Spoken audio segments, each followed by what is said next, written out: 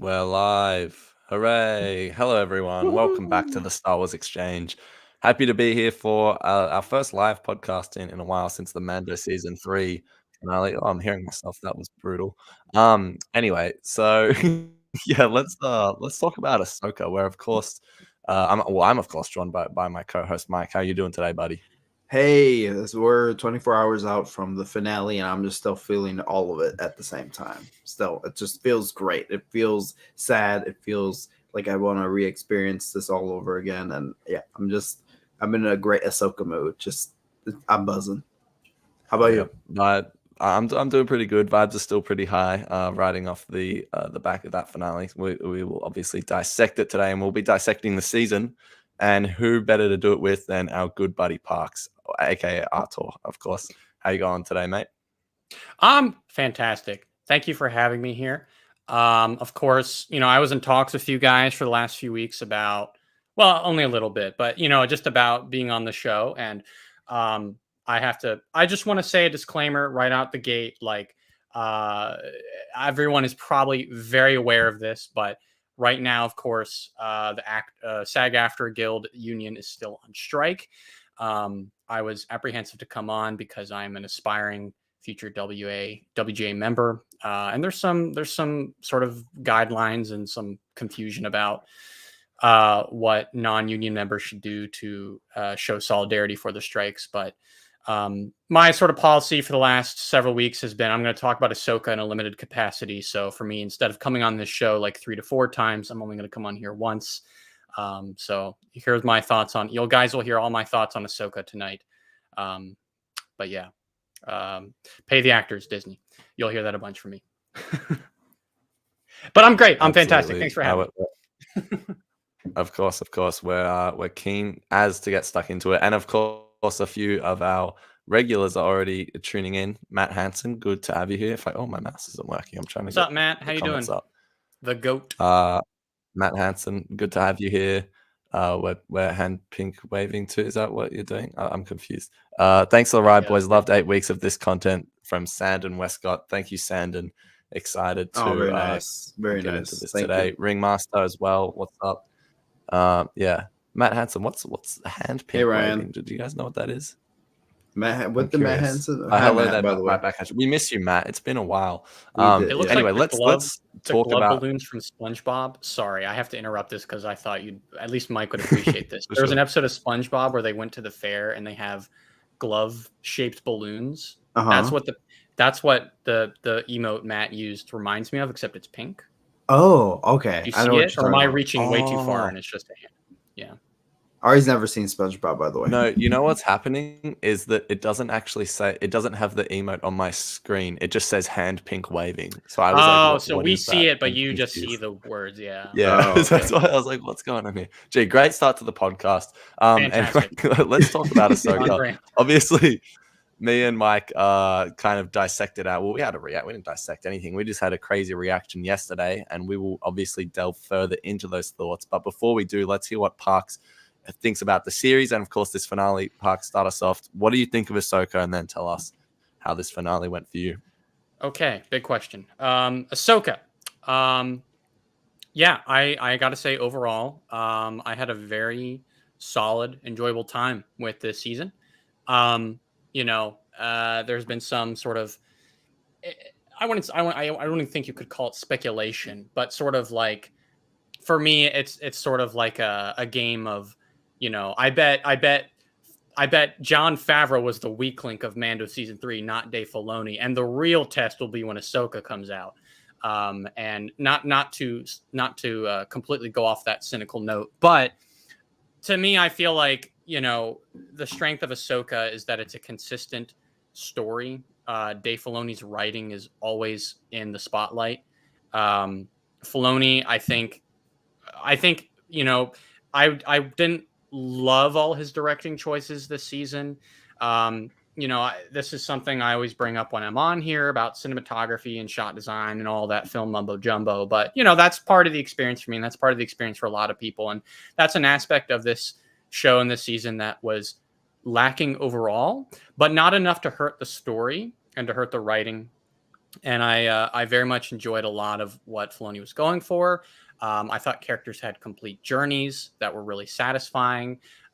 There's some great payoff here for someone who didn't necessarily see all of Rebels when it was live, but was still all the more keen to see. I know I'm a failure. It was all the more keen to see sort of the payoff of like Thrawn and Ezra's story. And I think it is, of anything, that is the most surreal thing to tell myself now. Oh my gosh, I've seen that story. I know what happened to Thrawn and Ezra. I know how that story ends. That's insane. For years, that's been the biggest mystery in the Star Wars fandom. So now we know that. It's awesome. But now we have new mysteries to look forward to, which is very exciting. And I honestly don't have any definitive idea about where it's going, but I'm fully on board for it. And yeah, I've just had a solid time. It's been really enjoyable. And the best thing about it overall has been, at least for on the East Coast, the 9 o'clock at night time slot, because I've been able to watch it with my friends every week. And honestly, no, despite the quality of anything Book of Boba Fett or Mando season 3, that has been the thing that's been hurting my experience with Star Wars the most the last 2 years. Is the show drops at 3 a.m. my time, and I don't get to. I end up either watching it when I wake up, to avoid spoilers, or I stave it off to later in the day when I can watch it with my family or my friends, and then I end up seeing spoilers on social media somewhere. So it's just been a very unspecial thing for a while, the experience of watching it with other people. In the same way watching, the sequel Star Wars movies was special for watching it in a theater. So some of that was restored with the last 8 weeks, and I'm really happy about that. So yeah, I enjoyed it. It was very good. And the finale was satisfying. I know some people had some qualms about it, but I was genuinely satisfied with a lot of it. So yeah, absolutely. Mike, should we just continue to to dissect, or do you want to kind of go off your thoughts of the reaction? How are you feeling 24 hours out? I'm still feeling good. I had a very hectic, busy day, but so it really didn't cross my mind. I'm a teacher now, guys. Like, it just goes out the brain. Congratulations. I don't think I got to talk to you about that. Yeah. That's cool. We'll talk later, but thank you. So it's like literally all this does, like, I forget about it until like I got in my car and I was like, oh shoot, Ahsoka, right, that happened. And then I switched gears, and then I was texting Ari like, hey, I'm heading home. I should, we'll be ready to record soon or whatever. But I want to stress again of me and Star Wars. Like, I love when we hit emotional pieces, or at least they speak to me. And yesterday when I put up the Instagram post of like promoting the video and whatever, I was just like, this spoke to my soul. I think that the Dave Filoni is so good at cutting end sequences and whatever. And this reminded me of Twilight of the Apprentice type sequence where we get to see what everyone is doing, but it wasn't in that despairing way. It was kind of hopeful, and I love that message in a way. Even though we saw Shin, raise up her darksaber, if she was going to take that horde and do something atrocious, it just for many reasons, the entire theme of all that seemed hopeful. Even Balin with the Mortis gods and whatever, it just had this really great touch. And at the end, when again, Ahsoka was talking about being like, you need to move on. We are where we're supposed to be. I still think that, I mean, yes, she was talking to Sabine, but I think she was speaking of her own journey and what she's come by and who she is now. And I think that's very reflective of, looking off into the horizon, like kind of looking like, symbolically, like if she was looking at a rainbow, right? But it's Anakin Skywalker that she's looking at. And I'm just like, oh, that is perfect. So here we are with Ahsoka. We just went on through a crazy journey with her. She's transitioned to this, hopeful being again, that Ahsoka that we all fell in love with, instead of this kind of more gritty Ahsoka. And I love that they don't have to spell it out for you. They just throw this stuff at you and we roll with it. And I have loved that journey since she was introduced in Mando season 2 in live action, where we got this very different approach to Ahsoka, and everybody was whining and complaining about it. And I was like, hey, this is just a new approach. We didn't know that Ahsoka after her fight with Vader. We don't, we got 2 seconds of her in Twilight of, or I'm sorry, in World Between Worlds, and it's like she had really no reaction. She just was like, "Oh shoot, where am I?" And then had to help Ezra. And then what happens when she went back out into the world? What was her experience like? What did she feel? We never got to know until now. So I thought everything, this was just a beautiful ending note to the season, and I genuinely hope we get a season 2. I loved all of these characters, and yeah, there's some parts where I'm just like, okay, this is good, but it's just not exciting. But this, I just felt wowed and floored by the finale. That was great. I cannot wait to rewatch it. I hope my enthusiasm is coming into the microphone, because I'm on like cloud 9 with this finale. Heck yeah. Yeah, for sure. I think upon rewatch, it didn't hit me as hard as it did the first time. Maybe it's just because like reacting to it, seeing it all for the first time. And I think for me as well, a big thing was like I just so wanted to see Ezra get back to the main galaxy, and seeing that happen without kind of, I said in last week's episode, I didn't really think that was going to happen because I just felt like he was jinxing himself almost. So I'm really glad that happened. So that reaction, knowing that was already going to happen upon rewatch, probably made me not like as emotionally I don't know, as emotionally invested in the watch. But yeah, above all else, I just am loving this story. And in Star Wars, I always say the thing I love most is just the story. So I just want to see it continue. I don't know how that is. I hope it's in a season 2 and then eventually a movie, because I think that would be great. Because I think the only thing that really lets Ahsoka down is maybe some of the probably the budget, some of the costumes and the effects just aren't quite movie quality. And if we saw this in movie quality, it would just be amazing. But you got to understand that because it's a TV show, and that's just sort of how things are. But man, yeah, overall, still feeling very similar to how I did in that reaction yesterday. Just really love this finale. I think every character, for me personally, just came to such a satisfying conclusion or setup. You know what I mean? Or both. I think Ezra has got a great setup, but they also concluded his arc in this series really well. And you can say that about many of the other characters. So, and I know the people have even talked about Balin and Shin and how they weren't really satisfied with that. And I definitely understand that, because they only got like 10 seconds or so of screen time. Yesterday I was saying they got a minute, but I was way off. I realized it was only like 10 seconds. But yeah, even those guys, I think we know those stories are going to be told. Obviously with Balin's skull and the tragedy of Ray Stevens passing, that is sort of up in the air how exactly they're going to do that. So, and that is, that's really upsetting that Ray Stevens doesn't get to finish the role that he began, because I think it's pretty universally agreed upon that he did a fantastic job. So 100%. Yeah, man, yeah, just, I don't know, so many thoughts. I just want to talk about all the characters, because I thought each character really had a great arc. But Parks, I know Ahsoka, you've said in the past she's your favorite character. How did you feel about her arc this season? Do you feel satisfied? Was that a story you want to see? Did it feel true to the character that we know from the animated shows? How are you feeling about that? Yeah. It's, it's interesting. Ahsoka, the character, everything you said. My favorite character in Star Wars, her episode in The Mandalorian is my favorite episode of The Mandalorian, and not just because Ahsoka's in it, but she's such a centerpiece of the episode, and everything is built around that. And how she came into that episode, I thought was perfect, because so little about where she's at, mentally and in her journey and her sort of greater story of her character. But what little we get is so intriguing, and is also meaningful to the journey Mando's going on, because here's someone who, has been a nomad and is sort of walking their own way in life. And that's something Mando is sort of grappling with until Mando season 3. But of the many sins of Mando season 3. But anyway, the fear I had going into the show was we were going to go deeper. And once we got deeper, it was going to reveal how shallow maybe this stage of Ahsoka's character arc could be, once you get beyond that sort of surface sort of idea presented in The Mandalorian.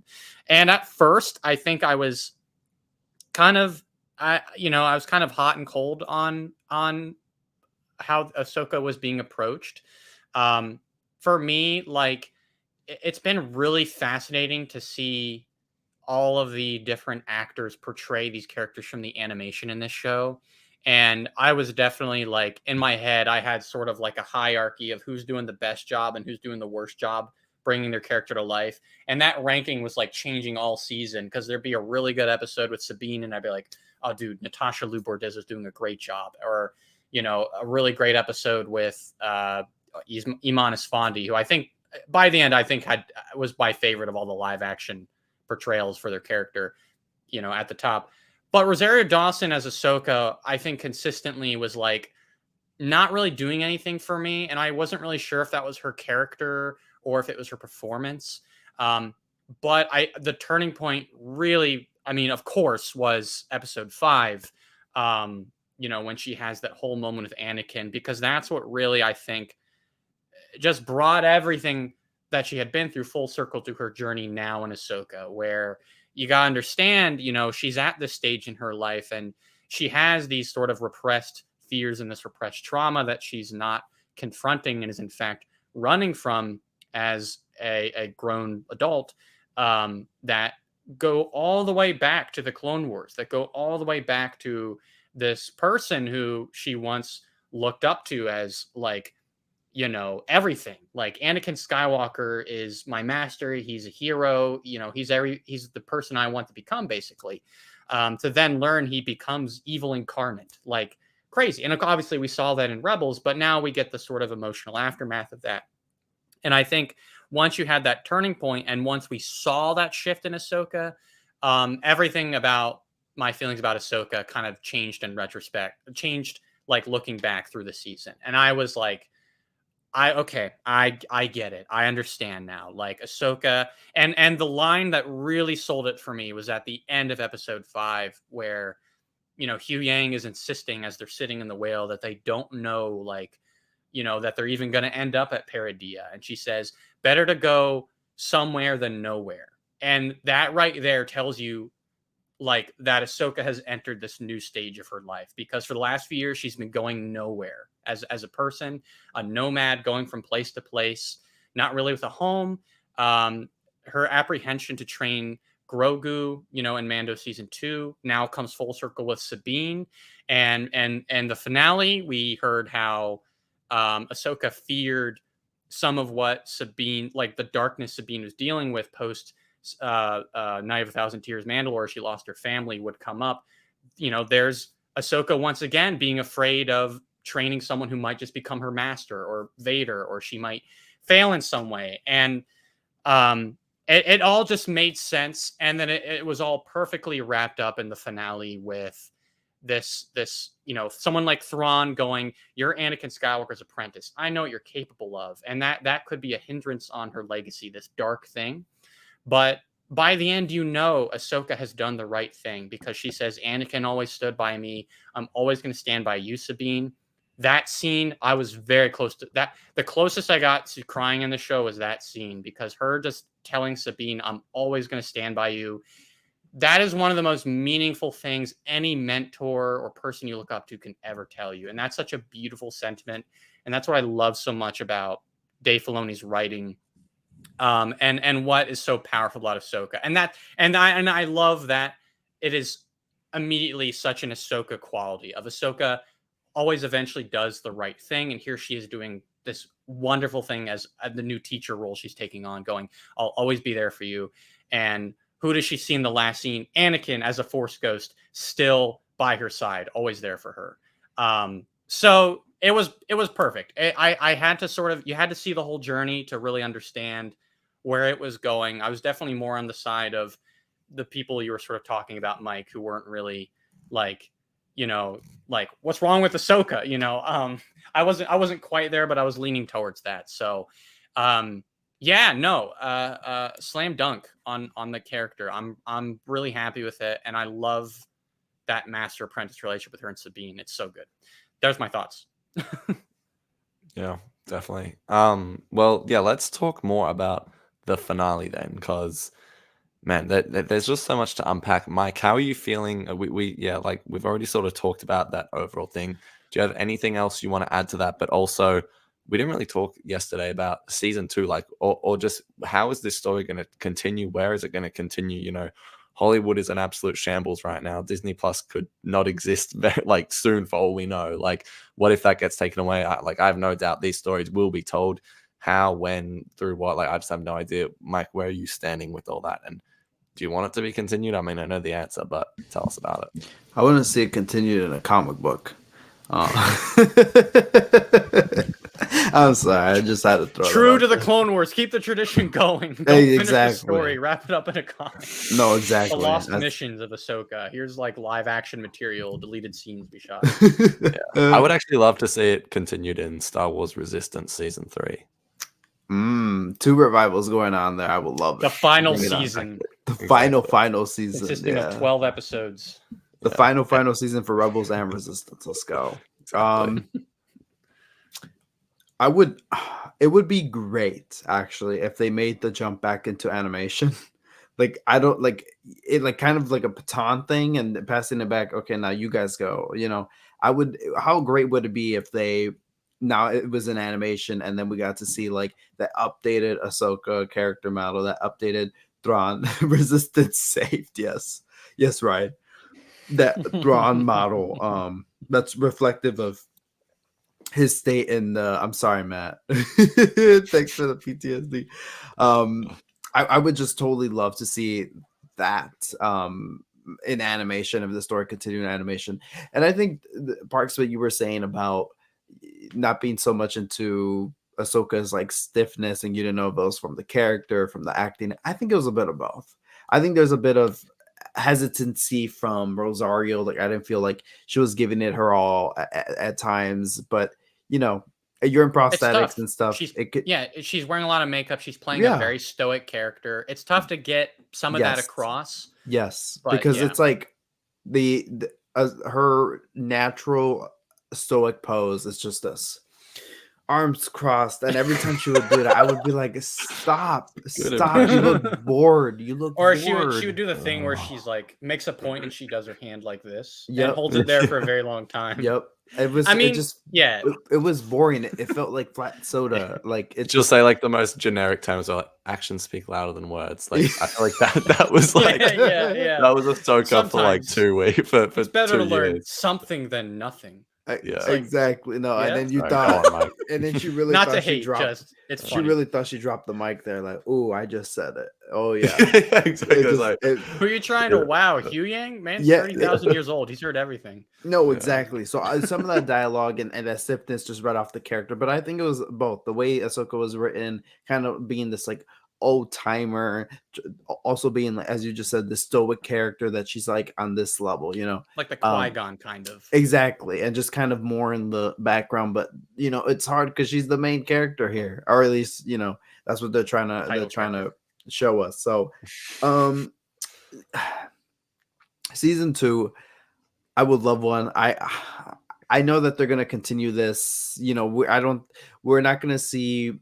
So in Mandalorian, I feel like Thrawn's gonna be a player now in Mandalorian season 4. We won't see Ahsoka. We won't see Sabine. I feel like that now. That's another story for another time. Live Ari reaction. Ari, yeah. Did you guys see that head roll? That's us at the meetings for some of the podcasting. I'll pitch an idea, and that's exactly what he does. But I'm still here. Actions speak louder than words. That's what I'm trying to demonstrate there. Sorry, thanks. Ahsoka did drop that knowledge on me. Thank you, Ahsoka. And I mean, that's another thing. When I watch Star Wars, I always want to be taught something. I really thought it was creative of Rian Johnson that just when you thought you learned everything from Yoda, or you thought like, it's like, how can you beat the all-time classics of all the Yoda sayings? And then here comes Rian Johnson and gives us like a new one, and people thought it wasn't all enough, but it's like you look at what Yoda was saying in Last Jedi, like you know, failure is your teacher and all that, and the great teacher failure is exactly, and your student will grow beyond you and stuff. And I just love the message of both of the things Yoda was saying there. And so I just love being taught, even it's like in that second when you just think it's like a fun little cameo. It's like, no, look at how impactful this is. And saying with Ahsoka, I wanted to be taught a little bit more. Like I feel like Dave Filoni is so well versed with Star Wars that it's, you know, when I would watch Rebels, when I would watch Clone Wars, I learned a lot. I learned a lot. We learned more about Star Wars in those shows than we did in the movies. And that's just flat out fact. At least about the mythos and everything. So it's like I want to be taught a lot of stuff about life, about mythos and in the Ahsoka series. And some of the times I just wasn't. It just was like, as we were just saying, that kind of like stiffness of, well, sometimes you have to really think hard enough. It's like, great, thank you. I kind of did that this morning, you know? It's like, like Ahsoka would stand there and be like, remember, flush the toilet when you're done. It's like, okay, like that's a given. That's a given, Miss Tano. So it's like sometimes I want to be like, you know, yes like, and that popped into my head. I was like, not going down that path. That's just gonna be more toilet humor. We're not going there on the podcast. But I mean, then there was so like these great moments of like Ahsoka moving on from the whole Anakin Vader situation and her growing within herself and her fixing that and then being able to heal her connection with Sabine and being able to be her master, like the way she wanted Anakin to be at some points or whatever. Like it was just that whole story right there was just great to me. It just spoke volumes, and it's something that I could definitely relate to or just understand and be taught something, learn something, connect with. So I loved all those aspects of Ahsoka and her just learning and her moving on from trauma in her life, and I absolutely love that. So I feel like that's a story that everyone can mostly relate to and everything. So I just want to see the story continue in some way. I know it's gonna be Thrawn, the big bad guy in Mando season 4, but I really want to see Ahsoka and Sabine, because I think by the end I really loved Rosario Dawson's performance as Ahsoka. Now I'm like, Rosario Dawson is Ahsoka. I'm totally on that train. And like you, Parks, I think the winner here for like I don't know if you watched our reaction video that Ari and I did, but I literally did. That is the only thing of your guys' show this season I've had the time to catch. So okay, there we go. That's like as far as I know about your thoughts. But I did watch your reaction earlier. I just said that Ezra Bridger is like the perfect like transition from animation to live action. Like that was just, I agree, so clean. And I want to express that again of Iman's performance. Like it didn't feel like he was doing a like impression of animated Ezra. Like that's the biggest problem with a lot of the actors here is getting away from the area where they're doing an impression and instead being the character, just adding something to it, you know? Right. Yeah. And that's exactly what his performance was, just screaming. Like you never saw Iman in interviews being like, I never watched Rebels. Like, you know, Dave Filoni told me to stay away from that. No, he was solely just had nothing but praise for the material, but then he did his own thing, and that's great. That's what we want. We don't want impression being like, oh, I want to be just like Taylor Gray's Ezra. No, he came in, did his own thing, and it still was that bridge. He had a nice bridge that helped us connect with that Ezra that we all know and love, and now this Ezra that we all know and love. You know, it was that perfect bridge. So and it kind of made sense because Ezra was a kid in Rebels, and now we're seeing him as a man. Right, like he's almost 30. He was like 17 in Rebels. Yeah, so that one makes the most sense where you're seeing it in live action. Like you're gonna see a different person essentially. I mean, he's still Ezra. He's just, you know, he's an adult now. Like So it makes sense. Yeah. Yes. Yeah, exactly. Also, real quick, I just want to say the reason I was rolling my eyes and doing the head roll is just me. I think me and Mike vaguely talked about this before we recorded yesterday, but just the idea of seeing like Ezra or Sabine or any of those guys just on the screen with Grogu and the Mandalorian, I just really gives me the irks, because I mean, don't get me wrong, I love Din Djarin and Grogu from season 1 and 2, but season 3, I really despise what those characters begun. So I'm sort of just dreading, I suppose, the impending doom of that happening, because it's going to happen. So I just need to prepare myself. Also, something I realized, I realized that I just didn't really put it to the front of my mind, but we didn't get Zeb at all in this season. I mean, in the I think we talked about it last week on the pod, Mike, but we were like, surely Zeb it appears in the finale. But it was like he made that cameo in Mando season 3, and that just seemed like, oh, they're testing out the waters, and it just seemed like such a given. I actually cannot believe they didn't do it. Like, I'm sure we will see him soon in something, but I cannot believe that it wasn't in this show. Yes, Parks. I have a theory. Zeb was going to be in the show. That was Mike being a teacher, by the way. It was. It was. That totally. Yeah. Mike's like, I'm a teacher now. Thank you. Finally, I'll be able to speak on this podcast, which I notoriously never get to do. Anyway, theory.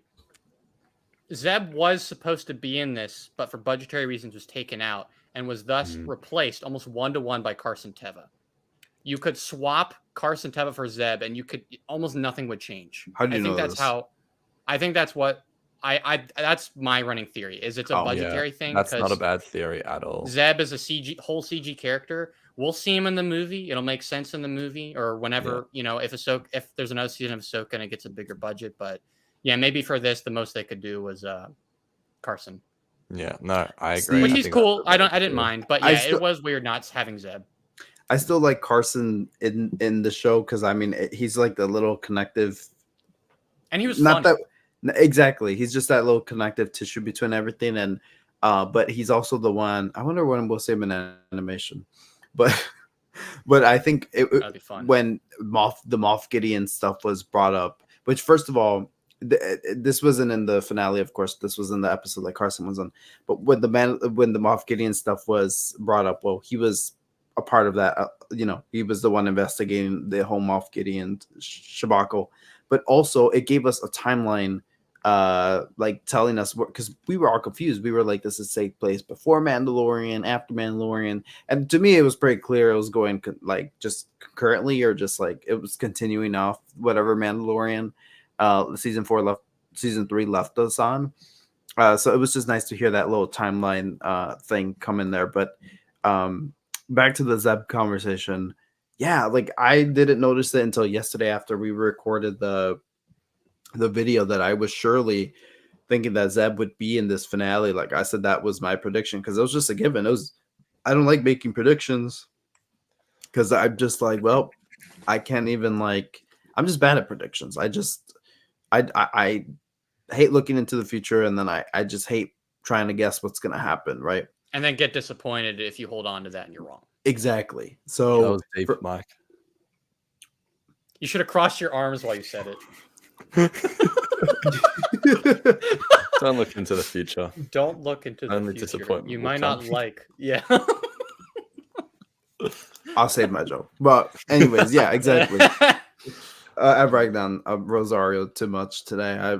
Rosario, I love you as Ahsoka. Exactly. She proved herself, but it was kind of funny. It's funny. It was funny. And she still, I thought that mannerism was going to go away when she turned into Ahsoka the White. But when she had her white cloak on during the finale and she did this, I was like, stop. I just want I didn't even notice. That's funny. Yeah.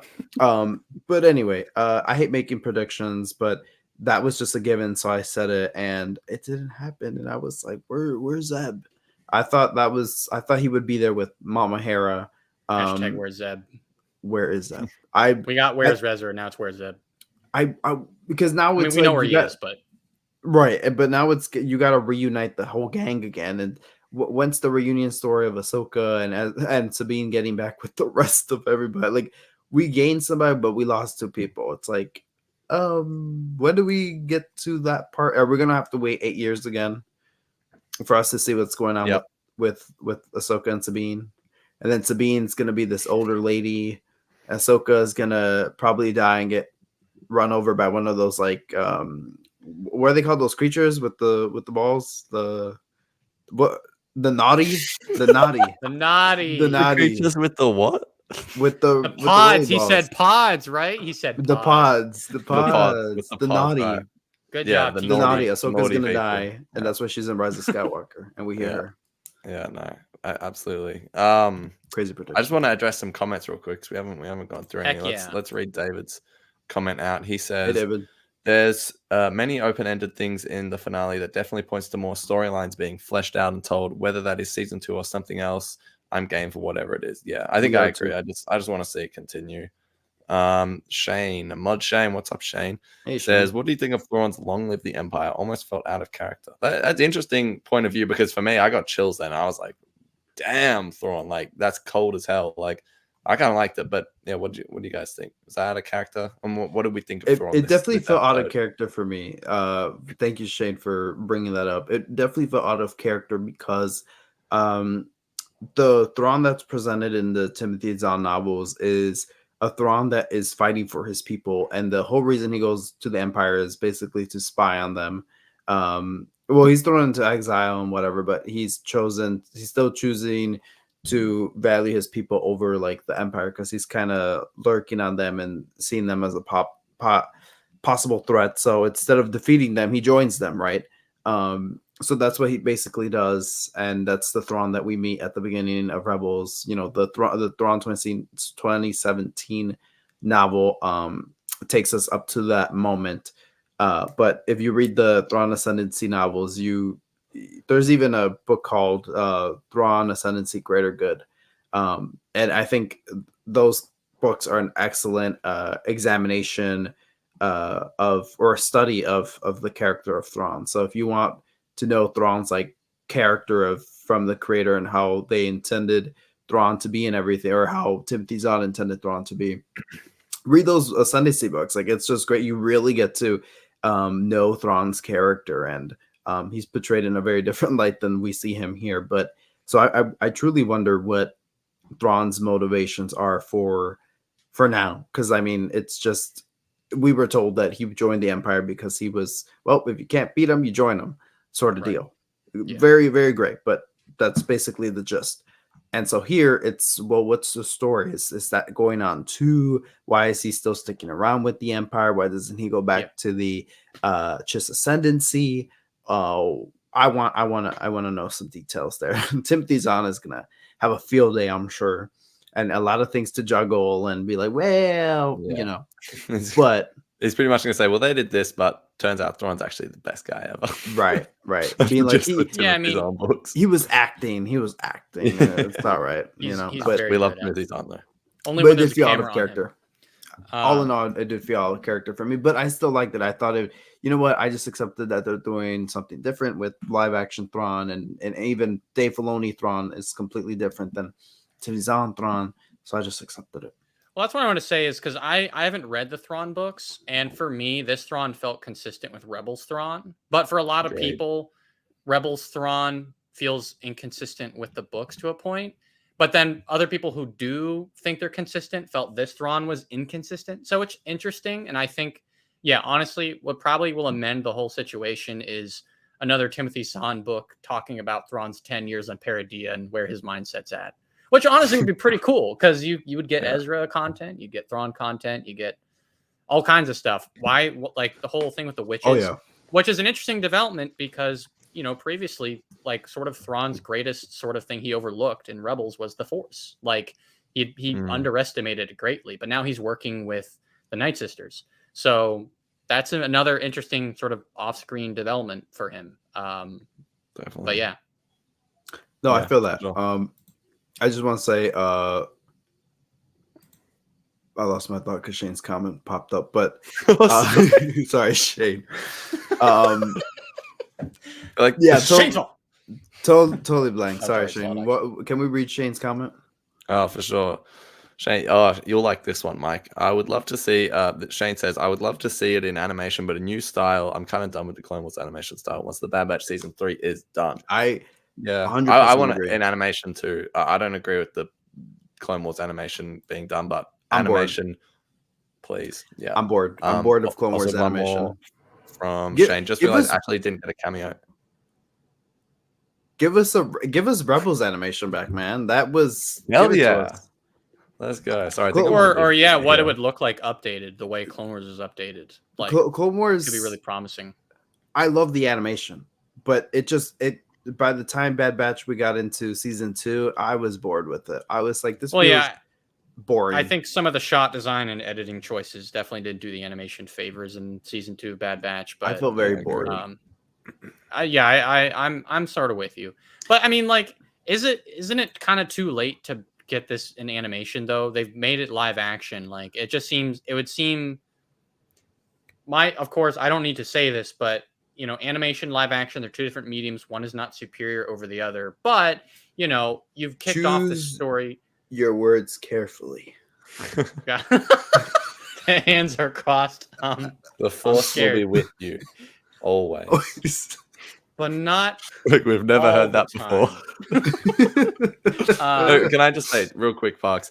I like agree. I'm not talking from a realistic. You see where I'm going, yeah. I'm just saying if I was like, you know, Kathleen Kennedy, I'd say put it all in animation and no more live action Disney. It would be cheaper. Animation is cheaper than live action technically. Yeah. Like, and we're selling the IP for Grogu. That's another Kathleen Kennedy call I'd make, but it's all right. It's over a conversation. I think he's okay. I think he's sorry. He's having another angry outburst. So please ignore him. Anyways, no, I love Grogu. I literally I forget. Did you throw a Grogu on the? Yeah, you did. You definitely. I gave him both of those, by the way. You gave me one of them. You gave me okay. I haven't thrown this one yet, but yeah, he did throw it. He did season 4 of Mando. You better watch out. Yeah. Anyway, also animator chat. That's right. Sorry, Matt. Absolutely. Yeah, Ashley. Listen, Matt. I have a whole problem with your entire living. Like, I just have a whole issue with it. And I have a problem that Ashley didn't get a cameo this season. That's exactly, true. Me too. Did you guys know? I feel like she's been. I would say, did you know that Matt Niknovitz, one of the writers on Bad Batch and Clone Wars, and I shouldn't forget her name, but she was the line producer for all of Clone Wars and I think all of Rebels. Athena Portilla, that's right. She also got a cameo in the New Republic, like sort of tribunal scene with Hera in episode 7. Athena did too? Yep. Yes. Yeah. I did not know that.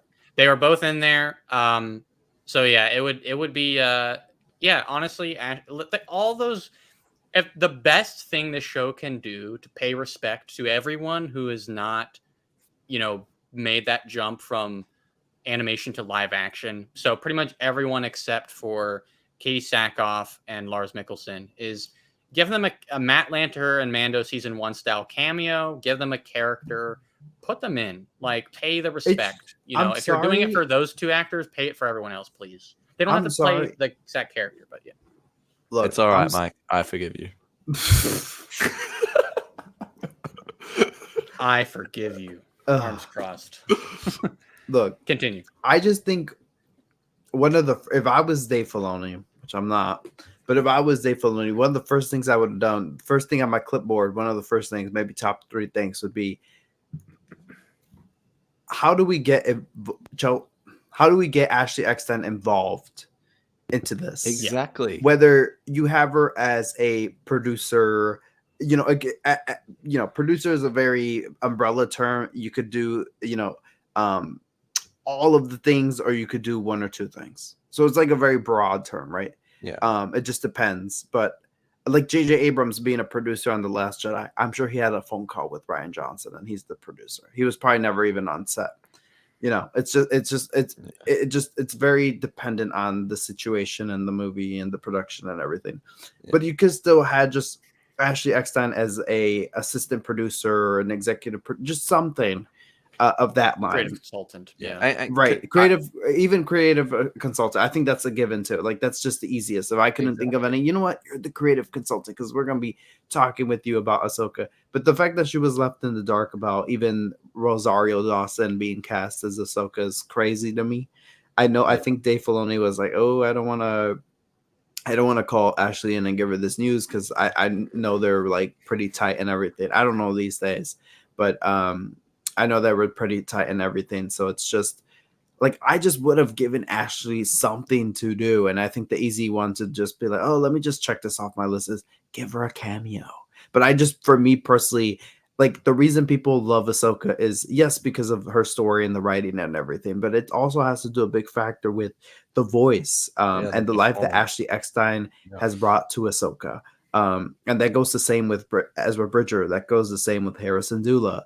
That goes the same with Sabine Wren. I feel like all of them should have gotten some type of cameo or some type of treatment that acknowledges all the work that they've done to bring these characters to life. Because yes, it does take pen to paper to bring all this stuff to life, but it also takes the talent of these incredible voice artists that bring the life, that voice to the characters that make us all fall in love with them, you know? Exactly. And I literally wrote on my notes just when we started the Ashley conversation, neglected, because I felt that since the start of Rosario Dawson's run as Ahsoka. I just it's feel been like very Ashley, messy. yeah, her in particular, more than anyone, has been so neglected by it. And Mike mentioned it, but the fact that she wasn't even let known, hey, by the way, this is what we're doing with Ahsoka, is a little bit disgraceful. I'm gonna be completely honest, because that was her character for 10 years, pretty much, even 12 years if you go all the way up to from the Clone Wars movie to Clone Wars season 7. And I'm like, that just doesn't feel right. And like, yeah, I agree, Parks, a cameo would be great, and she deserves that, but that's at the very bare minimum. She deserves a role within the show, like, and I feel most strongly about this for Ashley, but the same can be applied, as Mike said, for Taylor Gray, for Vanessa Marshall, for Tia Sakar. Me and Mike were in the room when they announced Natasha Leo Bordizzo as Sabine, and no disrespect to Natasha, but we were so excited at the Ahsoka vision we just saw, and then we were immediately deflated when we heard Tia Sakar wasn't playing Ahsoka. But it is disgraceful, Mike. It's disgraceful that she's no, I don't think that's out of left field to say. Yeah. I just thought it was funny. I love Rosario as Ahsoka, but I think Ashley deserves so much more than what she's been given. Like, I want to see more than Ashley than her just at a different Comic Con every week on her Instagram. I want to say, hey guys, look, I'm working on this. Like, I love Ashley Eckstein, and it's not fair. On one level, it's Hollywood, because it's not like an unusual sort of thing for an actor to, think they have ownership of a character, but the truth is they don't, because this character belongs to a bigger company. It's the Star Wars franchise, and ultimately the writer-director Dave Filoni has full lease of that, and that would be the only travesty that'd be possibly bigger than not including Ashley Eckstein, which is Dave Filoni's not writing Ahsoka. But at the same time, though, with that, and that being the truth of the business, it doesn't feel right. Like, there was an opportunity to do something really kind and really thoughtful, and to pay it forward to the incredible foundation that Ashley built for the character, that at worst Rosario was doing an impression of, at best was, moving beyond that and adding something new to the character, but at worst was always working off of the template, that Ashley and the animators who brought Ahsoka to life all of these years gave her. And, a massive debt is owed to her, so at the very least, that is something hopefully that can be rectified in the future. It was nice to hear her in Tales of the Jedi, considering that was sort of an in-between project between, Rosario being cast and this, but man, it's got to be more. There's got to be a droid is honestly one of the better ways to keep the voice alive, because you can have, like, David Tennant have the droid in there and have her voice the droid, or let's introduce a hotshot crew of X-wing pilots, cast with Ashley Eckstein, Tia Sakar, Taylor Gray, all those folks. I'm going to have to agree with Sage on this one. And, I understand they're going to continue the live action route, and I'm fine with that. But, as Mike just did, I would honestly shed a tear if we never heard Tia Sakar, etc., as Taylor Gray, as those doing those voices ever again. Because it's looking like we might not, besides maybe in like a Lego game or something like that. So. Sage, it's disgraceful. It is disgraceful, Mike. I get on board. Right? I just said, Ari. Oh, right, disgraceful. Yeah. It is. I mean, Dave Filoni's ascension to heir of the Lucasfilm. This was all an allegory for that. It's to me, it's almost just as bad as doing this Ahsoka show, like, without Dave. You know what I mean? Like, I know it's not quite comparable, but it's like, imagine if they were like, hey, Dave, you don't work for Lucasfilm anymore. We know you created all these characters and this story. We're going to continue it. Can you be a creative consultant? Everyone would expect that. But apparently Ashley Eckstein doesn't deserve the same respect. And another actor Disney doesn't want to pay, I guess. Exactly. I saw Matt in the chat say that we're basically all assuming that she wasn't involved. And yeah, we're definitely going off of assumption. But if she was, she can't talk about it right now, of course, because of SAG. But she has straight up said at times that, like, she straight up said she didn't know about Rosario, and Right. in the past, for sure. Yeah, the show, we're not 100% sure, but we know her name isn't in the credits at any point. We've looked, and it's not there, and so it's like we love you, Matt, but it's a pretty fair assumption. And she has a good rapport with Rosario. We've seen from that was really aggressive. I love you, man. She has a good rapport with Rosario, as we've seen, like at her appearances at Celebration, which is awesome to see. But yeah, man, like it can't just be a handshake and a thank you. It's got to be more, you know. And didn't Ashley visit set? Wasn't that a thing that was talked about? Yeah, she did visit set. Yeah. But it's surprising she didn't get to play anybody then. I know, and I so would have loved if, because we were at the Clone Wars panel this past year, and she had said like, hey, just want to let you guys know I'm not in Ahsoka. I don't cameo at any point. And I'm just like, I think from the get-go you should have even cameoed in Ahsoka's first live action debut. Like, you should have been there front row behind the scenes, sitting there, maybe not giving Rosario pointers, but giving her pointers, you know, because it just, I don't know. What's funny between you two? You both it's like Filoni has directly said, and I think he said this year at Celebration, like he has consulted with Timothy Zahn for the writing of Thrawn. Right. Like, it may not necessarily show on screen this season, but he said, you know, so like if Zahn is involved, like, and Zahn created the character as much as, maybe not, again, like Ahsoka's a collaboration between Lucas, Filoni, all the animators, and Ashley, but Ashley is like the star, you know, so, but maybe we've berated the topic enough. But I would hate, this is the last thing on the topic, I would hate if they give us another Ari, that is just a disgraceful banner. How dare you? Oh boy. I would just hate if yeah, exactly. I would just hate if Tales of the Jedi, do that. If Tales of the Jedi had an older version of Ahsoka and it was voiced by Rosario and not Ashley. Talking in hypothetical here, obviously. We'll see what happens. Yeah. But I like I said, I love Rosario's Ahsoka, but you will see me mad because that is just dissing the voice artist community and saying that live action artists are superior, and it just I would be so upset. I would be so upset. End of transmission. End of transmission. I agree. I've already upset one of our listeners. I don't want to upset anymore. Who did you upset? I upset Matt. I was a bit too aggressive when I leaned in on his comment, but we've made some peace in the comments. That's what the two of us. Well, that's what I was laughing about at least. Also, speaking of Matt, he says that the winner has to be Lars. He did a perfect job as Thrawn. It's like he did the voice or something. I agree. Like it did sound very familiar. Against all odds, he stood out. I don't know. I was not expecting that. Exactly. Also, shout out to Tasso, who's listening late, but said, "Hope you all enjoyed it. I'm always happy to hear your thoughts. Love you, Tasso." Can I say something more on Thrawn, though? You're never late, Tasso. Yes. Also, hi, Tasso. Sorry, I didn't mean to talk over your comment. Thank you. I only meant to talk over Ari. Anyway,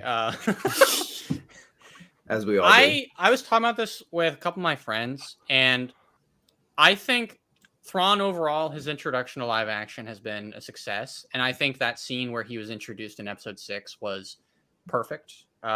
Just the most sort of grandiose introduction a villain has maybe had in Star Wars. I wouldn't say ever. I gotta comb through all the Star Wars in my head to think about that, but definitely it's up there. Like it was pretty insane, like as theatrical as possible. However, I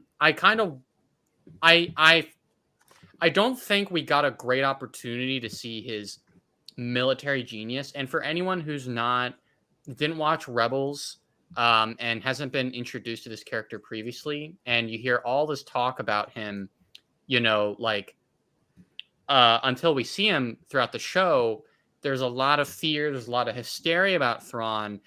I personally don't think that completely came across in the last 3 episodes of like why Thrawn is such a threat. Of course, again, if you know the background material, you understand and you get the hype of this character and you get the menace of him. But as terms of his military tactics, I don't know. They were kind of all over the place and not, I mean, maybe not all over the place, but they were just kind of like not clever. It was very like sort of straightforward of like, you know, of course you're going to bombard the surface. Ari, I know you're bored, but hang on, let me finish my comment. Put the pig down. Put the pig down. I was just copying Mike. Don't throw me in that. Don't throw me in. He called you out. Go rewind the footage. No, he called you out. I'm sorry. No, don't. He called you out. You can't. You take Put the pig down. I saw that guy rising up, and I was like, listen. Don't you give me one of those. I don't want to. I don't. Sorry, Parks. He rudely interrupted you. All right. But yeah, I don't know. I like every sort of tactic he did seemed kind of like the obvious thing to do in each situation. And maybe the smartest thing he could have done overall in the last episode was leave as soon as possible.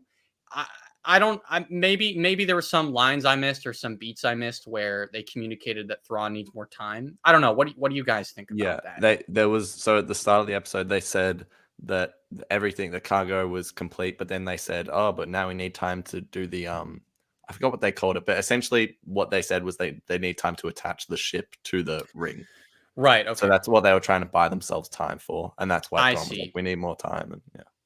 Okay. So I guess the most impressive aspect of that then would have been Thrawn's cool under what could have been a bad situation for him. That does make him seem a little more menacing. Yeah. But okay, yeah. I that being said, I still hope we see a lot more of Thrawn's. I hope we see like Heir to the Empire book, sort of Thrawn's military strategy. That's kind of what I'm really jonesing for going forward. So hopefully we get to see that. I really feel like they need to find a balance, because I think that's a great point you bring up. I really feel like they need to find a balance between the Thrawn that we read in the Ascendancy books and the Thrawn Imperial trilogy books. We just and Dave Filoni's Diet Coke Thrawn. Like we just need to find a balance between the two, because I just feel like the Rebels Thrawn is this plain. I hate to say this, but he's kind of like this plain like villain bad guy that we should have already gotten. He's just not stupid like the rest of them. Yes, thank you for highlighting that. He's just not stupid like the rest of them. And Lars does so much to give him presence that makes him like. He has a commanding presence, but like the way everything else you said, the way he's written in Rebels is tooled around so kids can understand, right? And some of the things in season 4 get a little bit more complex, which I think is great. But here, I thought that they had, since this was live action and it's on a bigger stage, and you know it's an older audience following these shows, I thought that we would get just get more from Thrawn's military plannings and stuff. Exactly what you said, and I just felt a little short, even where Thrawn, like. You're telling me that Ezra and Thrawn they crashed there like so many years ago and they're still on the same planet? Like, I mean, he said that Ezra said when they approached, he was like, "Oh, when we I didn't say when we landed, but he was like, essentially when we got here, Thrawn found this place and found the mothers and rebuilt his Star Destroyer, and then it was too dangerous to come back." Well, that makes sense. Ezra, but I get what you're saying, Mike. There's just a lot of unknown, like I guess maybe the exact sort of details that get Thrawn in that position and Ezra over there, and right. I don't know. I just feel like this was a good start to Thrawn in live action, but I need things to start picking up, because then he just seems like another Imperial admiral, filled with hubris. But except he's the color blue with red eyes. Yeah, that's the only differentiation. So I need a little bit more next time we see Thrawn. If he's gonna be the big bad guy in that Dave Filoni movie, I want to see like Thrawn being Sherlock Holmes. We need to see Star Wars Napoleon. That's what we need. Exactly. And we Dave also need Filoni to needs hear to him hit the say. history books. We also need to hear him say Hera Syndulla. I love hearing him say that. Just Please don't ever say that again. You sound very creepy, and it made me uncomfortable. By the way. Well, that's what Thrawn does. I think it's exactly. See, Parks. I love his. You do it now, Mike. I love the line. You now, so I don't. Ari doesn't look like as much of an idiot. Go on. No. Hera Syndulla. Hera Syndulla. That was pretty good. Thank you. Ari, you got last place. Wow, I thought mine was pretty good. Chat, someone back me out. I thought mine was good. Can you do Someone take a vote? Take a vote, vote, please. To, yeah, you better stop that right now. No, keep going. I actually want to hear what you actually sound like. Here are my thoughts on that. Incredible. Also, real quick, while we were talking about Zeb, we missed some comments. Ryan says, I feel like Zeb was thrown to Mando season 3 to make up for him not appearing in Ahsoka. They definitely could have done that. Ahsoka crossing her arms. We don't have the budget for Zeb. Exactly. Sabine going, dude, I would love that as like a YouTube spoof. Sabine going, where's Zeb? And Ahsoka goes, we don't have the budget for Zeb. I guess to elaborate further on my theory there, to me, I feel like they probably built like the whole CG asset for Zeb and live action, and we're going to use it for Ahsoka, but then budget, when they realized they couldn't actually make it happen, they were like, well, we just built Zeb as a CG model. Why not stick him in Mandalorian real quick? That must have been maybe the thought process there, or maybe because it says a lot that they have this really complicated CG character show up for one scene, and the more sensible explanation, given the bigger picture, would have been, oh, that's because Zeb's gonna be in Ahsoka, but he wasn't. Right. So maybe now it was they built him for Ahsoka. They don't have the budget for him, so stick him in Mando really quickly. Right. And then he'll appear again in the future, hopefully. Right. We'll see him again. For sure. One more Callus comment we'll read as well. Then we'll do some. Yes, absolutely. Matt wants to mention the music of the show is spectacular. True, we didn't mention that in the reaction yesterday. The Kindness did such a fantastic job. I legit teared up multiple times. Just from the music alone, last shot of the show especially. Yeah, beautiful. I am in complete agreement. We said it all season long. They were just spectacular. And I said this in the podcast, but I want to say it on this forum with Parks. If John Williams can't conduct Star Wars movies, because he's getting pretty old, give it to the Kindness, please. They do Star Wars music better than anyone else, bar John Williams. So, and they love doing it. Like following them on all their socials, just seeing what the Kindness post about their process is so great. So why can't John Williams orchestrate any more Star Wars music? Well, didn't he say that after Episode 9 he was retiring? Because he's retiring. After Dial of Destiny, he's retired. Yeah, right. He did say that. Well, he's like 92 years old. Like John Williams is very old. It is. Me and Mike actually got to see him live in Anaheim. That was incredible. Oh yeah, that was great. That was literally on my bucket list, and now it's been across. Sorry, Parks. I also got to see him live at Celebration. I want to have one thing over you. I want to have this one thing over you, and I still couldn't do that. You have an Instagram account that has more followers than mine, so you have a YouTube account that has more followers than both of us combined. Yes, but I'm telling you, here's the one thing you have over me. There it is. Nothing else. I'll give you.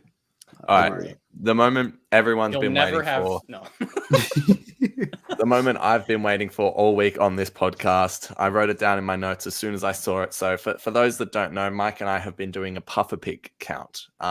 Every episode we said, was there a puffer pig in this episode? Yes or no? And last week I made a big pledge. I said, Dave Filoni, please put a puffer pig in the final episode. Come on, we need it. We want it. We love our piggy little friends. Anyway, so there was no puffer pig in the finale. However, our dreams were not crushed. Turns out it was there all along, and we just didn't know it. The official Star Wars account revealed an Easter egg video where they showed Sabine's bedroom, the comm tower on Lothal, and on the wall was a spray painted puffer pig. So, guys, nice. We got our puffer pig. Let's all clap. And also, I have one. Also, you're not invited. So that's not a twist.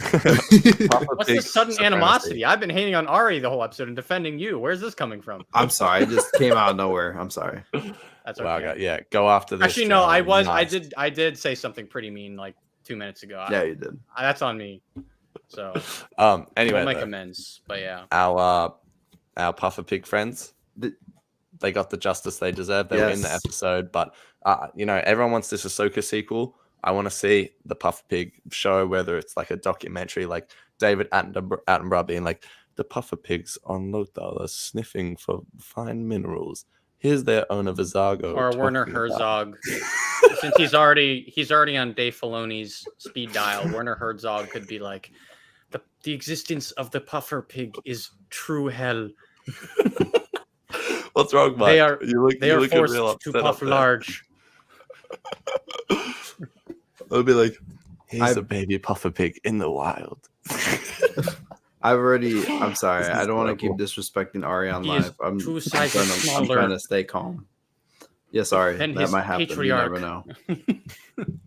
Anyway, shout out to our Puffer Pig. No, in all seriousness, no, that was good fun. And I genuinely did notice that during the week. And I was like, oh my God, it was there this whole time. You could argue the spirit of the Puffer Pigs was there too with the Naughty. Like, that's actually a great point. I loved those guys. And I have to say, like, of all my takeaways from this show, I love that you cannot say it is just nonstop like Rebels, Clone Wars nostalgia, because Dave Filoni is introducing new stuff like episode to episode. The Naughty being a cool addition, Paradia, and then of course Balin and Shin being the two coolest standouts. But seriously, so good. The Naughty, like they weren't from Clone Wars or Rebels, but God, did they just feel like something that would fit perfectly in either of those shows? Like, oh yeah, I don't know if you heard last week, Parks, but all week I was all episode long I was saying the naughty, and then Mike goes, are you saying like they're naughty as in like they have bad behavior? No subtitle gang. I was like, mate, it's just the accent. Anyway, yeah. There's a little podcast highlight for us. But anyway, also Mike Jasper messaged me during the week and he thought that was very funny. But about the Naughty?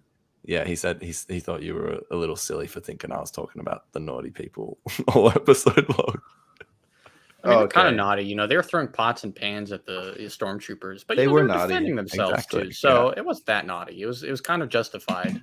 Exactly. But that's not what they're called. They're the Naughty. So the Naughty. It was just Ari's. They're crabby Ewoks. He blamed that on accent, but it was his pronunciation. It's the Naughty. The Naughty. The Naughty. See, now the way you said it, Mike. Exactly. Yeah, Jasper. Yeah. It's unavoidable. All right. Well, anyways. No, okay. I want to talk about something serious. Parks, big Clone Wars fan, obviously. We got the Mortis gods. The what's going on there? What do you think? So that's a lot. It's again, I mean, there's so many, like, on the bingo card sheet going into this show, there were so many things that we could have seen.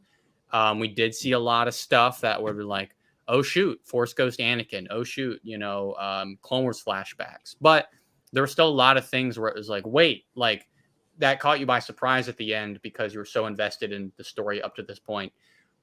Some kind of connection to Mortis was definitely one of those things. So seeing it should have been like oh my God, that should have been obvious. The sort of red herring here was, Balin is trying to access the world between worlds or something. And maybe this is connected in somehow. I mean, after all that, episode in Rebels where they get to the world between worlds, it's in that mural of the father, son, and daughter. But this is mad interesting. A couple of thoughts in the last 24 hours on that, because my initial reaction is always like, I'm way too confused to speculate. But thinking about it and reading what people have said, my initial thoughts are, okay, whatever this is going, like, I feel like we're going to see some sort of live action portrayal of the ones, or the father, son, daughter, simply so that Sam Witwer can be the son in live action. It feels like a slam dunk. That's a great call. Yeah. Not that is the entire reason it would happen, but if Dave Filoni's trying to find a way to put Sam Witwer, give Sam Witwer being a TV actor and a lot of stuff a role on screen. That might be a way to do it, and might be a way to have it happen. No, he's a great actor. Like, I saw him in Riverdale, which is a great show, and I thought he's a really good actor. Yeah. Second thought that was a joke, was, by the way. I don't watch Riverdale and I don't enjoy it. I didn't want to like blemish your tastes there. I didn't want to cramp your taste there. I was not going to comment on that. I was like, okay, I've my best friend watches Riverdale because it's so bad it's good. That's what he's told me. Yeah.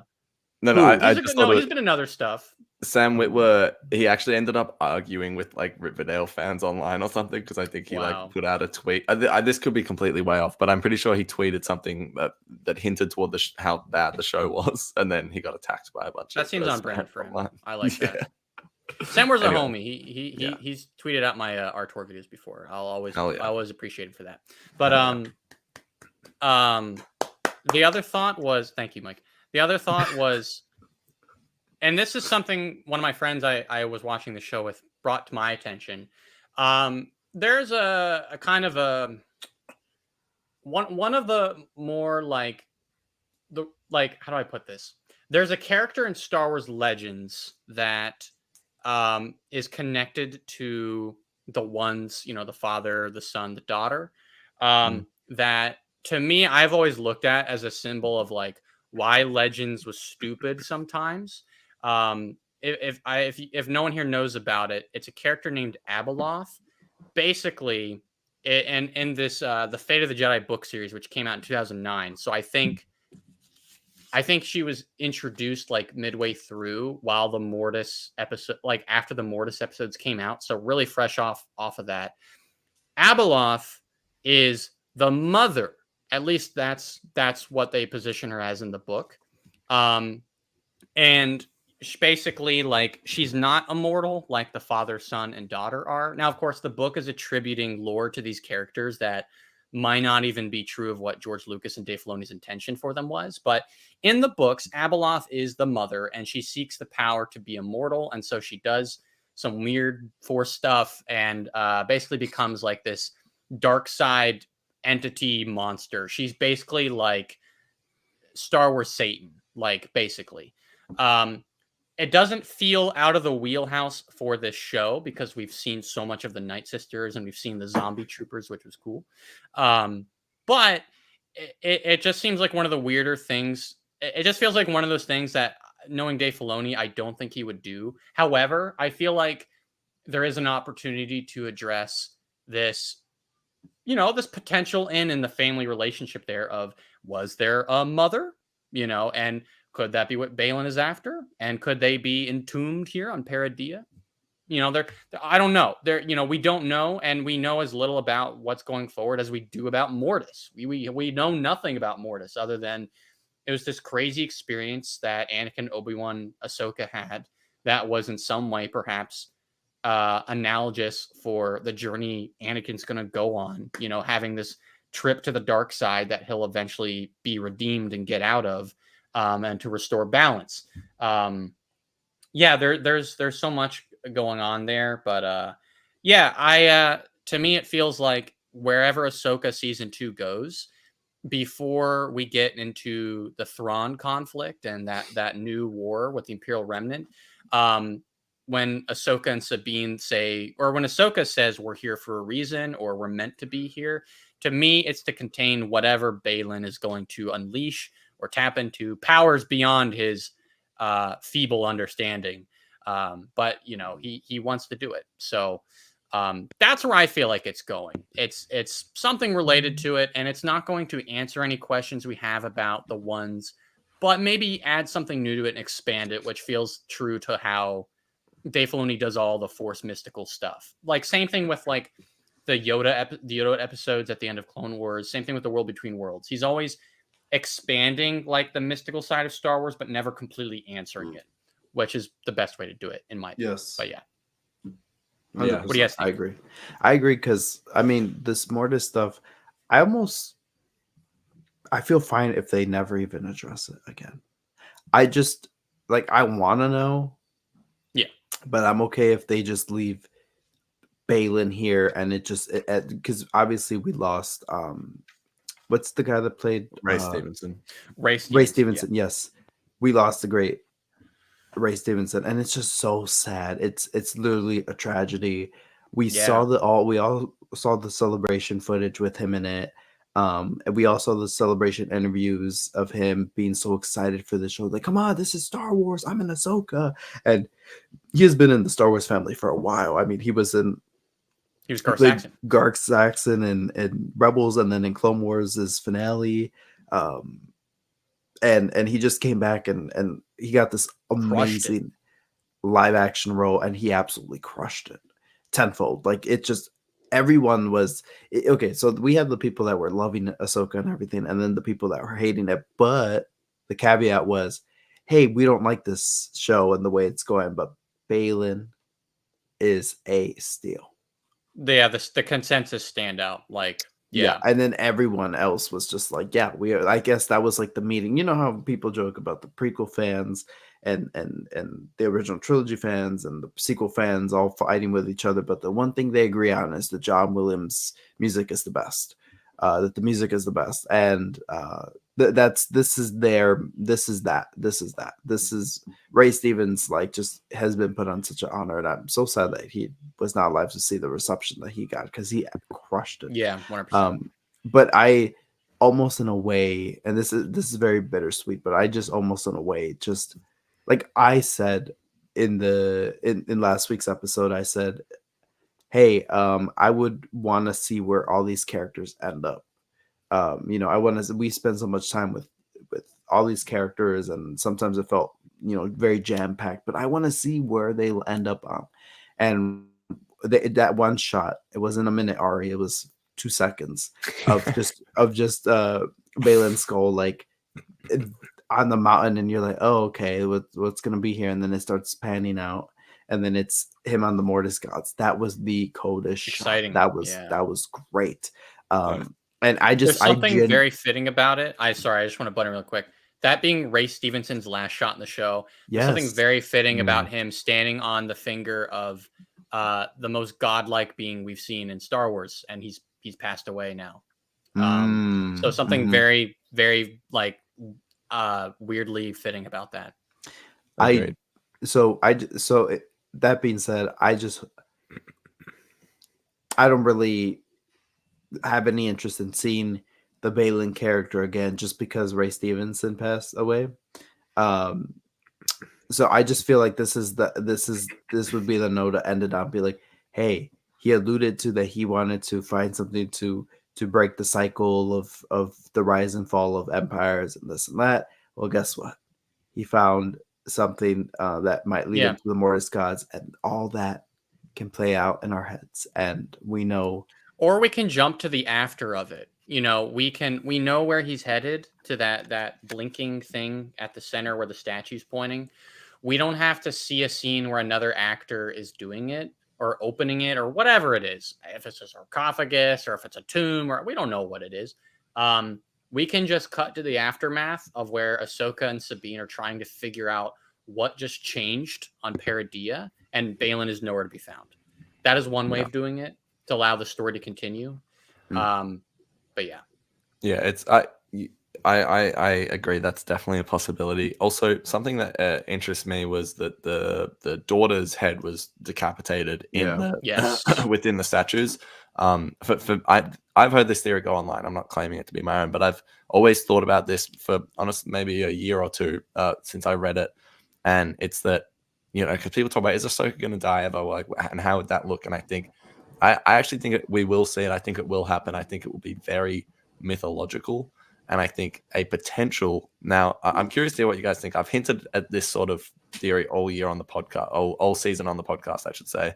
Let me just lay it out to you. There's a few things. First of all, I think there's a potential prophecy that Ahsoka might fulfill when she passes on in becoming the daughter or something like that. And I also think in the Mortis arc in Clone Wars, right, Anakin, the father pretty much asks Anakin to replace him. I'm right in saying that, yeah. So maybe in this new Mortis, where the father's no more, the daughter's no more, the son maybe stays the same. Maybe Anakin and Ahsoka together in some spiritual way fulfill that prophecy, and Anakin does actually take his place as the father of Mortis, and Ahsoka becomes the daughter. I don't know. I know that's sort of wild, and I'm not saying this is going to happen. I want this to happen. I'm just that's an interesting idea. When I've been thinking about it, I'm like, okay, that's possible. And what we saw in the finale probably doesn't hint towards the Anakin thing, but I think it definitely hints toward the Ahsoka thing of someone needing to take the place. Like maybe the last shot of us, we'll see that shot again, but the daughter's head will be on, and it'll be Ahsoka's head or something like that. Yeah, we saw Morai. Yeah, I was about to say I forgot that we saw Morai. So much was happening at the end that we saw Morai. Exactly. Oh my God. And also, one more thing to add on to that was that I think say we did go see this story unfold where Anakin through like the Force or however it is trying through the world between worlds is trying to take his place as the father. Surely there'd have to be some sort of obstacle to overcome, right? And obviously, with Ray Stevenson, that is sort of hard to tell how they could actually have that play out. But maybe Balin's skull is that obstacle that they have to overcome. He thinks he should be in place with that power, but then we see that him using that power isn't great or whatever. And Anakin's like, I don't know. I always thought of Anakin as the epitome of when he gets redeemed, he's the epitome of balance. So I think he would be fitting, and I just think it would be a nice full circle moment to say, wow, we set that up in Clone Wars like 10 years ago, and now it comes true. Yeah. I know that's all wild, and I'm not saying I don't have it exactly like narrowed down, but Parks, what do you think of that? I like where you're coming from. I think for me, like, just because I have such a hard time imagining how you even get into that, because, you know, Mortis was such an abstract story that to kind of fulfill that, you have to go into abstract territory again. Well, if you do that, it's kind of hard to be clear about like the fate of these characters in that sense. It's kind of hard to communicate to the audience, hey, Ahsoka has presumed this new role. What I feel like where you could be correct in that theory, but it could maybe manifest differently is in a way, Anakin is the father right now. You know, it's just he doesn't live on Mortis. He's this presence that lives on in the galaxy as both, you know, one of the greatest Jedi who ever lived and one of the worst, you know, like threats the galaxy ever saw as well. So there is that balance. There is someone who has, you know, is capable of keeping both sort of sides in, keeping, I mean, balance. There's two kinds of balances here. There's Jedi balance, which is you're one with the light side. You know, the dark side is the antithesis to balance. Then there's like a more literal balance of like, you know, here's someone who walks in the light side. Here's someone who walks in the dark side. The father's role was to keep both of their sort of impulses and a balanced sort of ecosystem. So Anakin could be doing that as this legacy figure for Ahsoka, and Ahsoka is the daughter in that sense of like this embodiment of light and everything that's good and the ultimate Jedi in a way. And, you know, Anakin, you know, like the goodness of Anakin, the goodness of the father rubs off on the daughter, Ahsoka. The son could be, honestly, to get further into that, the son could be something like, honestly, Kylo Ren, like, his story's been told, but all I mean is in like the figurative sense of here's someone who learned from the bad example of, you know, Darth Vader or Palpatine because he's looming large at this time, or someone we haven't seen, maybe Balin. I don't know. I don't feel great about that. I don't feel any greater about that than you probably do about what you said. But it's very exciting to just wonder where Filoni's going with this, because he has been so adamant over the years about not elaborating on what Mortis means. For years we've just seen so much speculation, and the best sort of interpretation of that arc that I've ever seen is that arc is just one big microcosm for the Star Wars saga, and the events that play out in the Mortis arc parallel the greater events of the Star Wars saga. So, you know, it functions completely fine in that way. But once you keep expanding on it and the literal lore of like, hang on, who was the father? Who was the son? And why is the daughter statue missing? Why is it completely destroyed? You know, is there more to that? And the thought of the Ahsoka statue appearing there would be pretty interesting. But yeah, I mean, there's so much we don't know. There really is so much we don't know. So definitely. Also, yeah, like my immediate interpretation was, and Mike, maybe you can add on to this. I'm curious to what you think of what we're talking about. Like, my immediate interpretation was that Balin wants to become the father. I don't know if I'm sticking to that, but when I first saw that shot, that's what I thought for whatever reason. And I thinking about it now, I'm like, it would give him the most control over like the galaxy if that's what he's seeking to end all conflict or whatever that keeps repeating itself. Yeah, exactly. So yeah, Mike, what do you think about what we're talking about? And do you think that's what Balin wants? No, that was my first thought, and I said so on the reaction yesterday. That as I said, Balin wants to be the one that ends and breaks the cycle of empires rising and falling and whatever. So the only way to do that is becoming trying to be on the father. And wasn't he on the father's finger or something like that? He was, yeah. So I think that was pretty clear to me visually and in a narrative sense. Maybe he thinks he could become it, but he won't. That could be a possible sort of way this is going to go. Yeah, because because with Anakin, it was something that was chosen for him, and that feels like the more sort of typical hero's journey type of way of receiving that role. Whereas Balin is maybe chasing this position very ambitiously, and that's his downfall. Sort of like Terran Malicos from the Jedi Fallen Order game. Right. Yeah. He was trying to seek power, and then the power consumed him. So it could be something like that for Balin as well. Yeah, definitely. And Ryan, thanks for the comment. The statue of the father suspiciously bears resemblance to Balin. Do you think Balin could somehow be the very same father that appears in the Clone Wars? I don't think he is the same person, but like we're sort of talking about, maybe something's at play there with him trying to become that. But yeah, we will see. But before we wrap up, I just wrote a few things down that we haven't really talked about yet. One of them was Shin. What's going on with Shin? It kind of looks like she was going to join our heroes. That's what I sort of thought. I thought she'd run away. It was open-ended, into her, and she'd come back with them.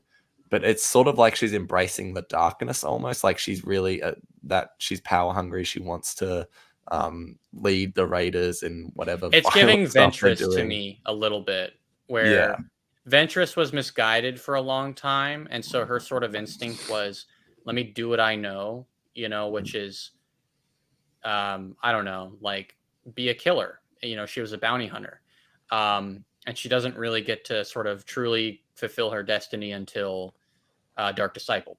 So Shin could be on a similar path right now, where she is lost, misguided, doesn't really know what's best for her, but sees an opportunity to take her anger and her emotions and use it to rule over these Raider people. No, for sure. And Parks, I did want to ask you, so Nightsisters, Dathomir, Huyang, that's a lot of Clone Wars shout outs, I suppose. Yeah. How do you feel about all that? Like, just say what you want. Yeah. Huyang was I think a great part of this show. I think for me, I don't know. I think something I would be like, one part of the writing that lacks for me at times is the humor, but Huyang came the closest to making me laugh like throughout the show. Let me rephrase that. I laughed several times throughout the show. Huyang was usually the one making me laugh. I like that. I would have amped that up even more personally. Like, not make him a 3PO type character, but make him even more the crotchety sort of like, oh, you youngins don't know how to build a lightsaber, like to Ezra. I loved his interactions, and David Tennant did an incredible job. David Tennant is such a gift to the Star Wars canon. And fun fact, I mean, this is probably well known, but when Clone Wars on the air, it received 2 Emmys. One of them was for the 5th season, being I think best drama animation show or whatever. The second one was for best guest voice performance for David Tennant as Huyang, which is crazy because it's only in 4 episodes of that show, and that's it. That's a very fun fact. I didn't know that. And how about the Nightsisters and Dathomir? How'd you feel about that? Yeah, I mean that was definitely a surprise. I think seeing them in Fallen Order was definitely more of that. Oh my God, it's the Nightsisters. Then this was like that sort of dulled the sort of effect of seeing them here, but it was cool. Like I think it's just awesome. Like put it this again, it comes back to what I said earlier. Like everything that we've seen in animation has always been valid. It has always been like fight or flight has always been as valid as like the Eye or One Way Out from Andor. Like it has always been as valid and as true to the canon as any of the most serious, most mature stuff that we've seen, as including the Puffer Pig episodes, including the Puffer Pigs. So having it be in live action doesn't make it like when I see it any more than seeing Hayden wear the Clone Wars armor make me go, finally it's getting the recognition it deserves. No, it got like it appeared in a Star Wars story, in a well-told Star Wars story. And for me, like that makes it bam, it's in Star Wars. It sits on the shelf alongside Luke, Han, Leia, everybody else, maybe not, it's maybe not as culturally iconic as any of that stuff, but, so, it was fun. Macbeth was one of my favorite books to read in high school. So I loved the sort of what happened? What's going on? Sorry. Parks, you're going to have to rewind the YouTube to discover what just happened. I wasn't looking. I was looking down when I looked up and things. That's on me. I apologize. Okay. Sometimes I forget that I'm on camera. Okay. Anyway. All right. Macbeth was one of my favorite books to read in high school, so I like that these are quite literally like the fates, like these are the three witches, and they've even named like as similarly as possible. They were cool, yes. And I'm like, hell yeah, I'm glad they're sticking around because they came back to the home galaxy. So that's really cool. The zombie stormtroopers, well, I'm glad that's like that happened for the sake of crossing off that on my bingo list of okay, Death Troopers. I wanted a little bit more like maybe this is like I'm veering into like what's the word?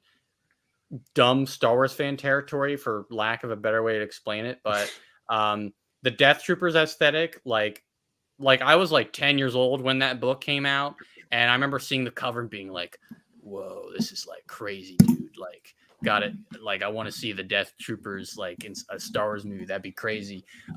So we kind of got the really soft version of that. So if they want to go even further with that, I'd be all in on that. But otherwise, they were fun. I like the zombie like Walking Dead noises. Yeah. Oh man, cool. I've watched all 11 seasons of The Walking Dead, and for a second there, I thought I was watching it again. Yeah. It's a good show. Go watch it. Right down to the same old like, Ezra, why don't you just stab the stormtrooper right behind you with your saber? Why are we waiting so long to kill it? And I'm sure that happens a lot in Walking Dead. But and coming back to Dathomir is cool. I guess we're gonna see that in live action, which hell yeah, it's awesome. I really do. I'm for that. Honestly, you're not going to do the visuals of that planet from Clone Wars Justice in live action. You just aren't. It's too like it's just too visually intense. If anything, just follow the reference that Fallen Order gave for Dathomir. Go off of that, and I'll be happy. Agreed. The volume unfortunately remains sort of a limitation for it. It's a great affordance for the budget of the show, but the volume definitely remains shit. I'd say that much. Yeah. And when it's great when you don't notice it. When did we swear on the show? I forgot. Oh, well, Andor swore once, so we're now allowed to swear once on the show. That's true. Once per season, sure. But no, the volume's good, but as you say, it has its limitations. When the show is written for it, like Mando season 1, for example, it works perfectly. But then you got the other side of that. Obi-Wan just was written for practical sets, whatever. It's just it's a big old L. Yeah.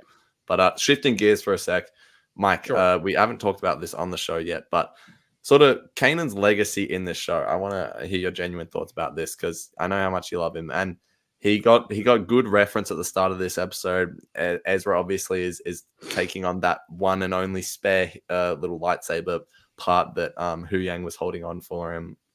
And I just thought I really liked the approach to Kanan just in this whole series where it wasn't forced in your face, but there was a few moments where, we saw sort of just, I don't know, I just felt like his presence was felt, whether they were saying his name or not. So how did you feel about specific to this episode or just the whole series, Mike?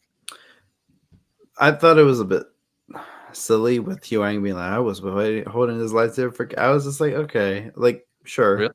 Yeah. I don't know. I thought it was. Nice. I thought it was silly. I was like, no, you didn't. Like, I don't. It just whoa. The odds of that happening and still holding on to it.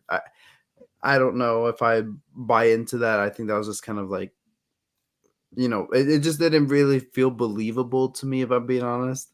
I'm not trying to be facetious. I'm just being honest. Like, I just didn't buy it. But then I was just like, oh, I understood. But when Ezra started talking about Kanan, my heart just shattered into pieces. And that was just very also cathartic to hear Ezra talking about his former master and everything. And that was sad. But yeah, you definitely felt Kanan's presence. I felt Kanan's presence at the end of the episode when Sabine's like looking out in the horizon, and I thought they were going to do a callback to Kanan and the wolf, Ezra and the wolf saying bye. I thought they're going to do something there. And Sabine's looking in the horizon, and Ahsoka's like, what do you see? And she's like, I don't know. And then I thought Ahsoka was going to look and see like Kanan or something. I genuinely thought that. God. I thought that. And that's why when you looked into the atmosphere of what you could say sea of space of what the ring had left of the hyper ring, I thought that was going to like form into like a wolf or something, and it just ended up not being. But I felt Kanan's presence still there, so I don't know. I really like what they did with Kanan in this series, but I wish we got a little bit more. Maybe if it was even Sabine. I wanted Sabine to talk about Kanan at one point, because there was all these indirect references and stuff that she would say, but I just really would have loved the moment where she just like reminisced on him or something, or even just her time with Kanan and Hera and how they found her and everything. That would have been really nice. Yeah. No. Can I add something to that? For sure. Personally, like, it's one of those things where, oh, here we go, more fan service, seeing more things in live action from animation because, great job, Dave Filoni, brought the live action. But genuinely, like, if you look at the structure of, let's say, Mike, you'll hear me out on this. A lot of shows do this, but a very common structure for like the Marvel Netflix shows, there would be an episode 2/3 of the way in where it would basically be a whole backstory episode for like a character or a couple characters. I think something that really would have benefited the show, not just for the sake of viewers who didn't watch Rebels or Clone Wars, but just for the sake of, we've had a big time gap between Rebels and Clone Wars, or Rebels and Ahsoka, and it would be nice to sort of, bring everything up to speed with where we're at.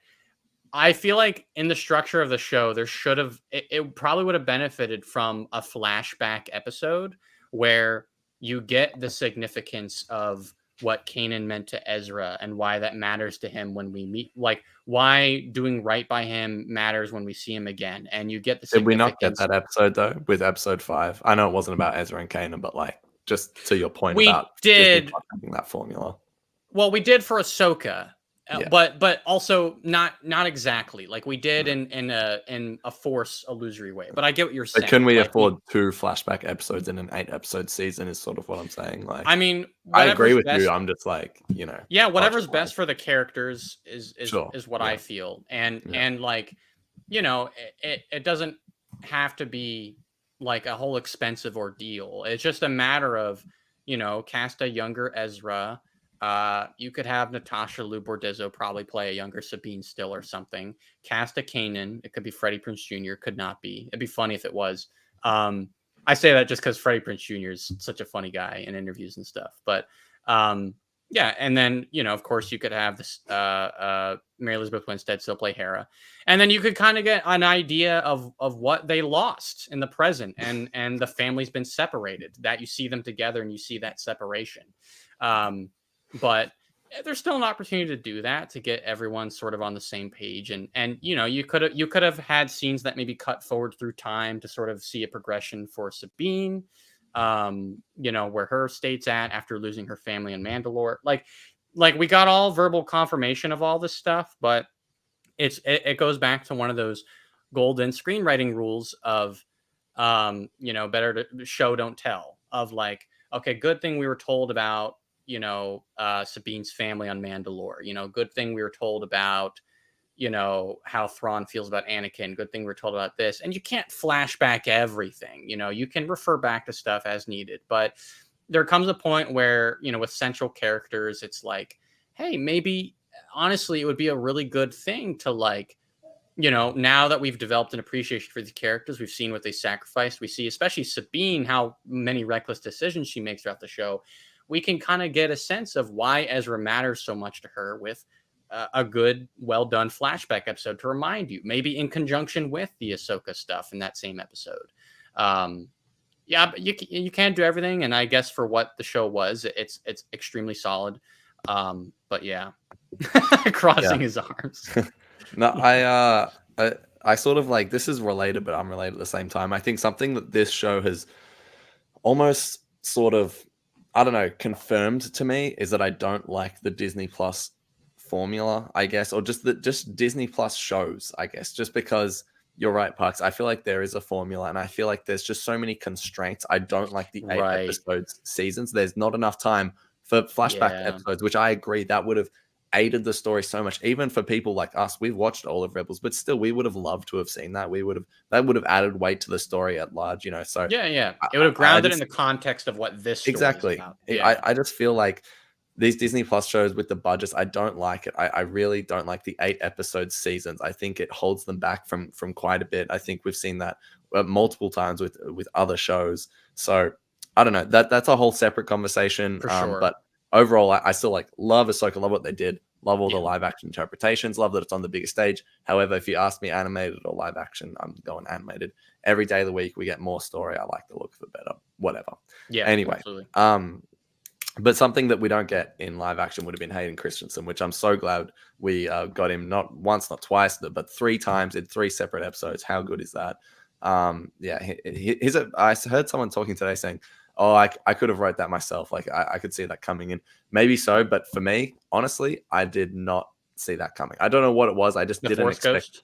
Yeah, I didn't expect them to do that. I don't know why. Maybe I'm in the minority there. I was surprised. I did not see that. Yeah, like how do you feel about it, Mike? I was surprised. I mean, first time we're seeing Force Ghost Anakin since his inclusion in the 2004 Return of the Jedi Special Edition. So I mean, that was awesome. Like when I was reading about Force Ghost Anakin and Shadow of the Sith book that came out last year. I was like, man, I would love to see Hayden Christensen as a Force Ghost again, and we got it, and that he looked. I mean, it was great, and it just wasn't for show. It was about the narrative and what was going on in the scene, and it just he always stands by her. It comes full circle right there. Exactly. He's standing by her once again, as she said. Yeah, you're right.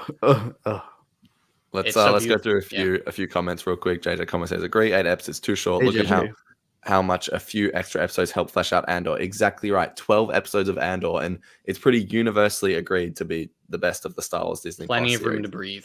Yeah. Exactly, yeah. Another comment from JJ. Holy crap, totally agree about a flashback episode. I feel like it would have really given context to the show, since as is so much of the foundation was built outside the series. Exactly right. I think the show is easily accessible for everyone, but including people that haven't seen Rebels. But geez, they could have done a lot. There's so much to they still could have done there. Isn't JJ an animation director too? Are they? I would love to JJ confirm or deny this claim. I believe he is. If your bio on Twitter tells the truth. I think you're right. Yeah. No, not saying it doesn't. Just going off of. I get why Mike is saying that. Yeah. All right. I haven't seen you on Twitter, JJ, but shout out to you. You have I? Yes. I thought that was Matt. Maybe I'm getting them Both. confused. Both. Oh, okay. All right. Wow. Heck yeah, JJ. Shout out to Matt and JJ. Love them. Anyway, Ringmaster. Mike, stop laughing at me, bro. He confirms. All right. Shout out to you. Ryan. You're laughing at me. No, I'm laughing. I'll continue. Sorry, Ari's the live show. All right, sorry. Back Ringmaster says in Rebel Season 3, Ezra owed a debt to the Nightsisters that was never fulfilled. Oh, that's right. Could that come into play in Ahsoka Season 2? Could be. I mean, the toys are there. The toys are there. Parks, real quick, what did you think of the baptism of the into the Night Sisterhood by or to Morgan Elsbeth? The same dialogue from Clone Wars. What you think? Now, I don't know if it was you or no, it was you because you mentioned it in the reaction. I actually did not know that it was the same dialogue at all. I didn't catch that. Listen, I've seen Clone Wars so many times. For some reason, I didn't make that connection. Mike looks very disappointed with me, or maybe not. But I was disappointed, teacher Mike. But yeah, no, it was cool. It was good. I'm not huge on the whole witchy stuff, but I mean, it was surreal to see in Clone Wars as a kid because it was like Star Wars is going into crazy new territory. But yeah, no, it's cool. The Blade of Talzin, like that callback, like that. We don't have to spend 10 minutes explaining who Talzin is. It's great. So yeah, sick for sure. Real quick, few more comments. Another one from Ryan. Even though I know it'll never happen, if we ever get Freddie Prinze Jr., I'd rather have him voicing the Wolf Doom in the scene with Jason. Yeah, I would love to see just some sort of. Jason, actually, you know what I really want to see is Jason Ezra talking about Kanan. I think that would be great. Yeah. Little bro. Yeah, I think we just talked about this, Matt, but I do think the story would have been better told as a 22 episode animated show. Absolutely. Even just 16, even 12 episodes, Matt. Like a Bad Batch length season, I would have loved for this story where there's episodes like, you know what? I know other people would have hated this, but an episode like a Fight or Flight, you know, where nothing happens, but Ahsoka and Sabine are running out at Rebels quality, you know what I mean? Yeah, I would have loved that. I think if you had a Bad Batch season in the number of episodes, I think that would be great. 22 minutes. I get a little worried because season 2, as much as I love Rebels season 2, I love especially the standalone episodes. The main idea in the season is Ahsoka. They set it up in Siege of Lothal, but Ahsoka and Vader. And it really, like, if you're in it just for Vader and Ahsoka, it can get stuffed with other nonsense. Wait, did you mean 22 episodes or 22 minutes? Oh what did well, they are he said 22 episodes, but the episodes are 22 minutes. No, but with Disney Plus they can be as long or as short as they want. Is that what you were talking about, Mike, or are you talking about? I'm talking about the 22 episode format. Oh, sorry, you said minutes before. Got you. Sorry, it's been a day. Like I was it's a funny story. I have to say this.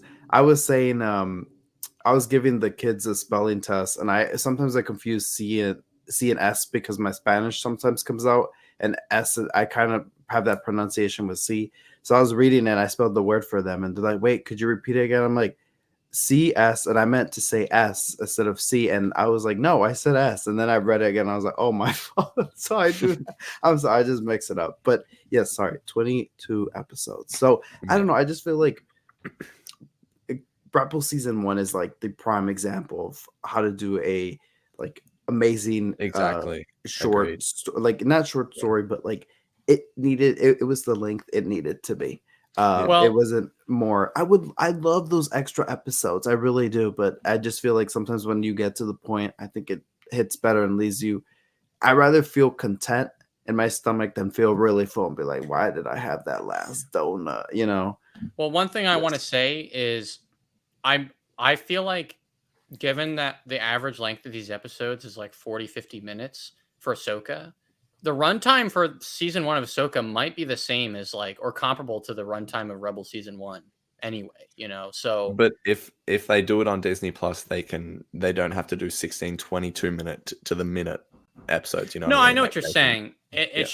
It's just the story, the amount of story would be comparable unless you really expanded it even further and did more with it. I would say where I stand with it is like 22 episodes gives you breathing room, which is what Ahsoka, like, it's weird because I think early on Ahsoka maintains like this really slow pace that I actually really enjoyed, but it ends up being, I wouldn't say detrimental, but it ends up not mattering as much in the end of the show because things really, you know, the pace really picks up in the last 3 episodes, where, you know, you do not get that sort of slowness in that breathing room in the animation. There's just too much to do. You know, you have to keep it moving to keep it within that runtime, which, you know, ends up kind of being a good thing sometimes for the stories in Clone Wars and Rebels. But yeah, no, to flesh things out, to give more context, to explore things a bit deeper, to have an aside with a character.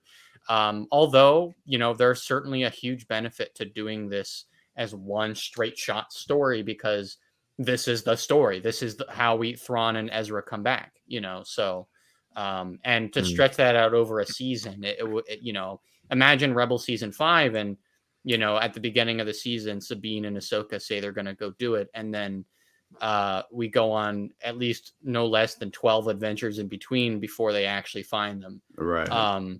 Which it would actually be classic Rebels. You know, that's like Rebel season 3 where Thrawn is like, you know, you won this time, but I'll get you eventually, you know. So right. there's your updated Thrawn impression. But yeah. We should go back.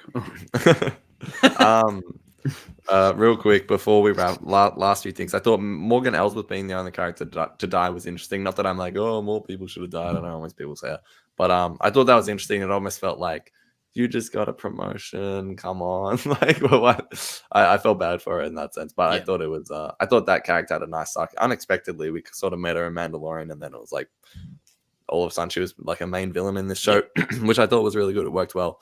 Cool. I'm going to give my closing thoughts and I'm going to give the floor to you guys to give yours. Just a few last things we've already sort of talked about, but I just want to summarize sort of my thoughts here. I thought that the ending, Mike mentioned it earlier, but just that it's time to move on scene with Ahsoka and Sabine, I thought was really nice. Just like, we are where we need to be and let's not, it wasn't like a panic. It didn't feel like it just didn't feel like they were freaking out or anything. They just, you know, slowly rode those wolf things to the Naughty and they were cheering and they were sort of smiling. Let's not like, dwell on our failures. Let's celebrate exactly. Yeah. Keep. Like we're, and also, you know, just that whole arc with Ahsoka, she could have been furious with Sabine and she kind of was showing signs of that earlier in the season, but she's like, no, like, you know, wait, exactly as Parks just said, let's not dwell on the failure. Let's embrace this challenge and see where it takes us type deal. So I thought that was just really great. And I really like that disposition that they're there and Ezra got back. I thought they were all going to be stuck by the end, but I'm glad it's just that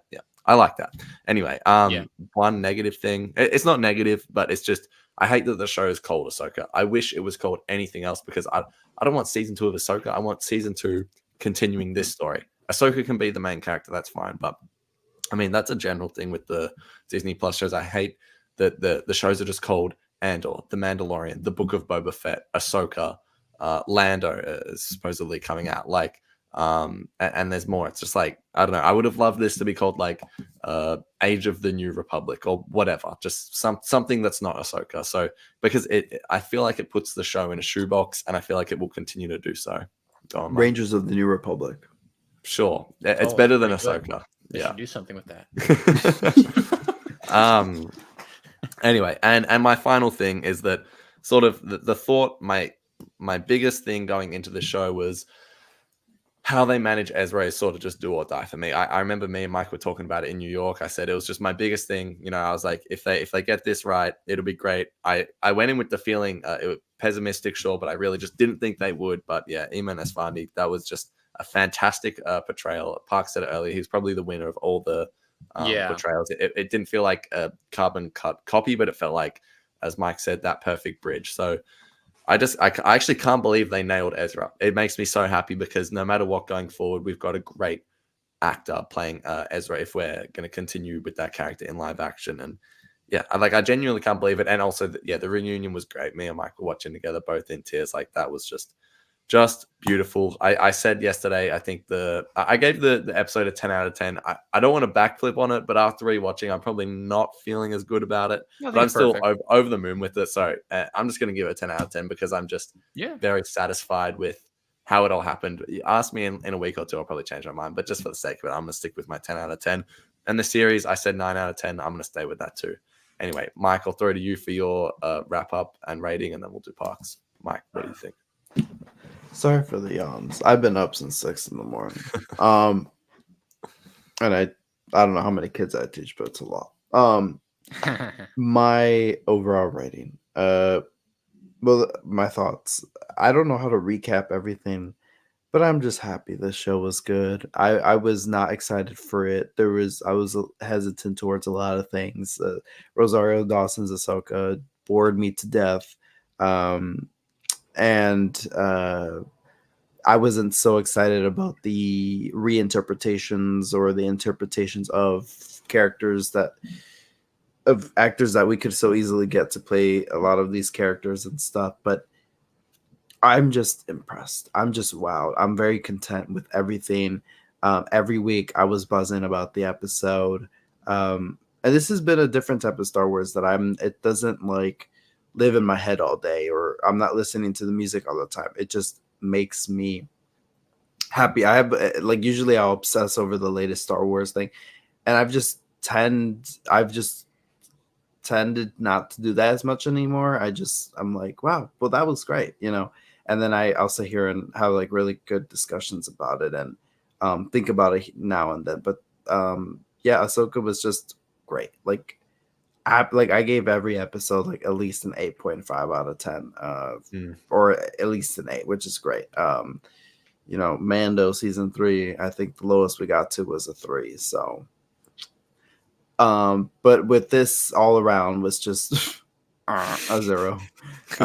But I can't thank Filoni and company enough for giving us this. Like, this is great. Like, Ahsoka is top 2 favorite Star Wars characters. Like, when she first appeared in Rebels season 1, I was buzzing and crying. It's the same with season 2 when she was a goner. I felt like someone went into my chest, pulled my heart out, and threw it out. I remember feeling so empty and wretched after she supposedly had died with her duel with Vader.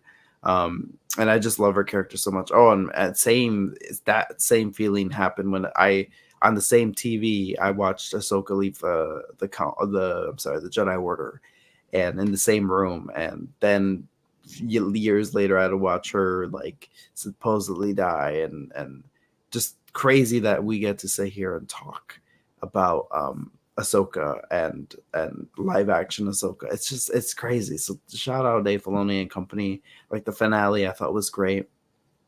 I'm still gonna give it a 10 out of 10. Emotional. I was crying about it. All right, I didn't even know you cried, but all the more power to you. Because I cried too. I told you, and we talked about it on the reaction yesterday. I know, but I just didn't see it I don't know what you cried at, but what did you cry at? What part? I reckon it started when probably.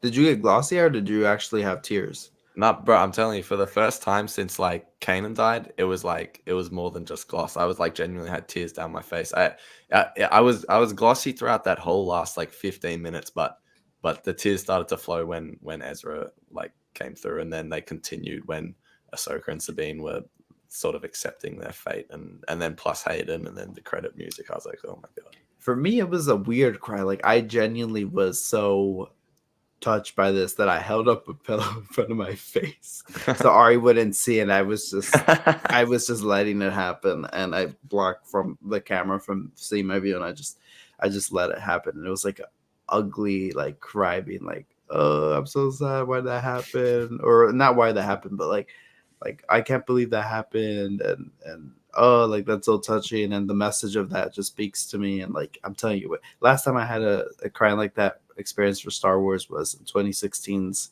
Rogue One. Oh no, wait, no, in 2018's finale for Rebels. So Yeah. I sat there and I was very ugly crying, and I literally had that. The last time I had that ugly cry was literally in 2018 when watching the finale for Rebels at the end when Ezra was saying, "I'm going to miss you all," and just right here. So I had that same feeling. That I was just I don't need to describe it more, but you know what I'm saying. For sure. Close us off. Yeah. Ahsoka, had a solid time watching it with all my friends every week. That was a highlight. Not all of my friends, but some of my friends. Okay, thank you. I was like, where am I? No, it was fun. I think for me at this stage of life and just my tastes, like in like art and media, like it's hard for me to be like blown away by anything. Even something like Andor was something where it was like what I loved about that show and what was so deeply profound for me about that show came through like the more times I watched it. And the first time I was always like so like I don't know, shocked by it that I just was like, I don't even know what I'm feeling about it. But with Ahsoka, it's just been a solid, fun time. I've enjoyed it. I've yelled at my screen a good couple times, not for any bad reasons, but like, moments where like Sabine gives, the map to Balin. I've been like, no, don't do it. Or when the witches are doing their magic stuff in the last episode, I've been like, kill these magical, bad word. But just stuff like that. So I got into it. It was fun, but, yeah, no, I think it was just a good story with really nice, wholesome character work. And I really like where Ahsoka's journey went. It feels true to the character and everything she's been through. Same thing with Sabine.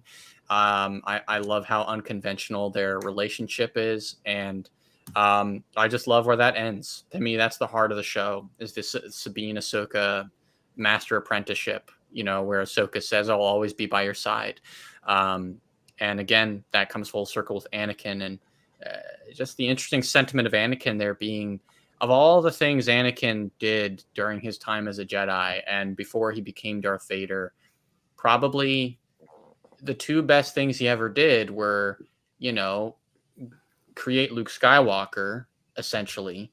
But who Luke was, he became from all of the other good influences around him. But the best thing Anakin ever did directly was train Ahsoka. And I love how that comes through, and I love that Hayden is such a centerpiece for the show, and it's not just a thing that's in the background. And to me, that's where the justification for calling the show Ahsoka is, that it gets to be a character piece about her in a very integral way. A lot of stuff going forward. Very excited to see all of it. But wherever it goes, I hope they pay the actors. Please pay the actors what they deserve. And the writers, hey man, it doesn't hurt to bring a couple more writers into the writers' room with Dave Filoni. He's got a grand vision for all of this. But listen, the more writers you bring in, the more different perspectives you might bring to the table. Just like Rebels and Clone Wars, where you might go, shoot, like, hey, this story is now even better because we brought everyone in. And as well as great as this is, and as much of a testament to the awesomeness of Dave Filoni as the show has been, it does not go without saying that the show did not happen without all the talented crew, makeup artists, costume artists, composers. It's not just the Kiners. It's they have other people helping them as well, whose name escaped me at the moment. But yeah, pretty much everybody. It takes a village to bring these Star Wars stories to life. And yeah, I just hope where it goes next, those people are celebrated as they deserve to be. And yeah, keep it rolling, man. Keep it rolling. I love it. I have a complaint. Yeah. I want to find the costume person that put the red streamers on the stormtroopers and thought that would pass. Oh, you don't like that? So Parks goes on this whole beautiful spiel about how we love everyone, and you go, but the one person that Really quick, there's a silly joke about those guys that I have to explain a little bit that probably no one here will get. But, when I was younger, I played the online Clone Wars Adventures game. And for the Christmas event in that game, they had Life Day with, Star Wars Christmas per the holiday special. And they had the Life Day Clone Trooper gear set that you could get. And it was literally a Clone Trooper set with red ribbons wrapped around it with bells.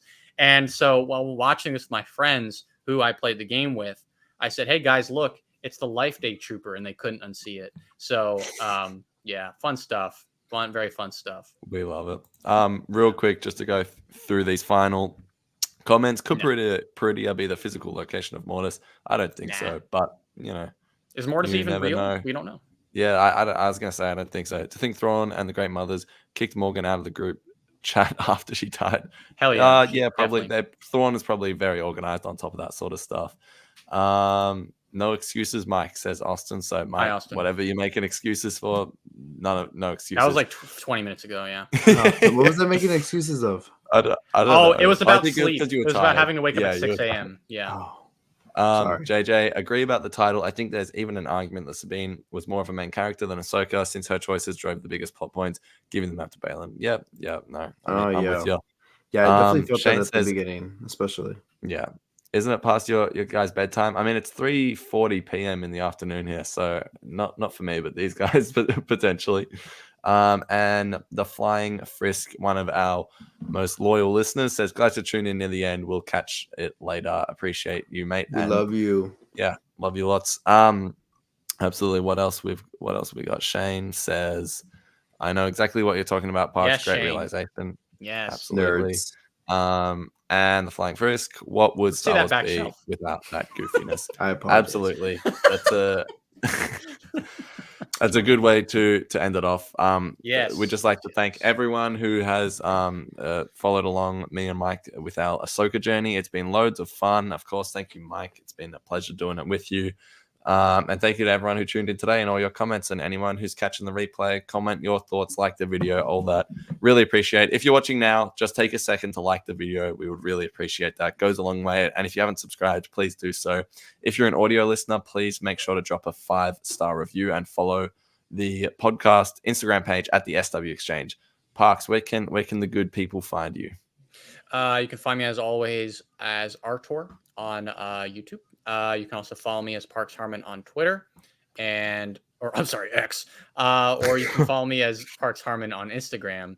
As well, this happened in between the last time I was on and this time, but you can also catch me as a video editor on the Escapist YouTube channel.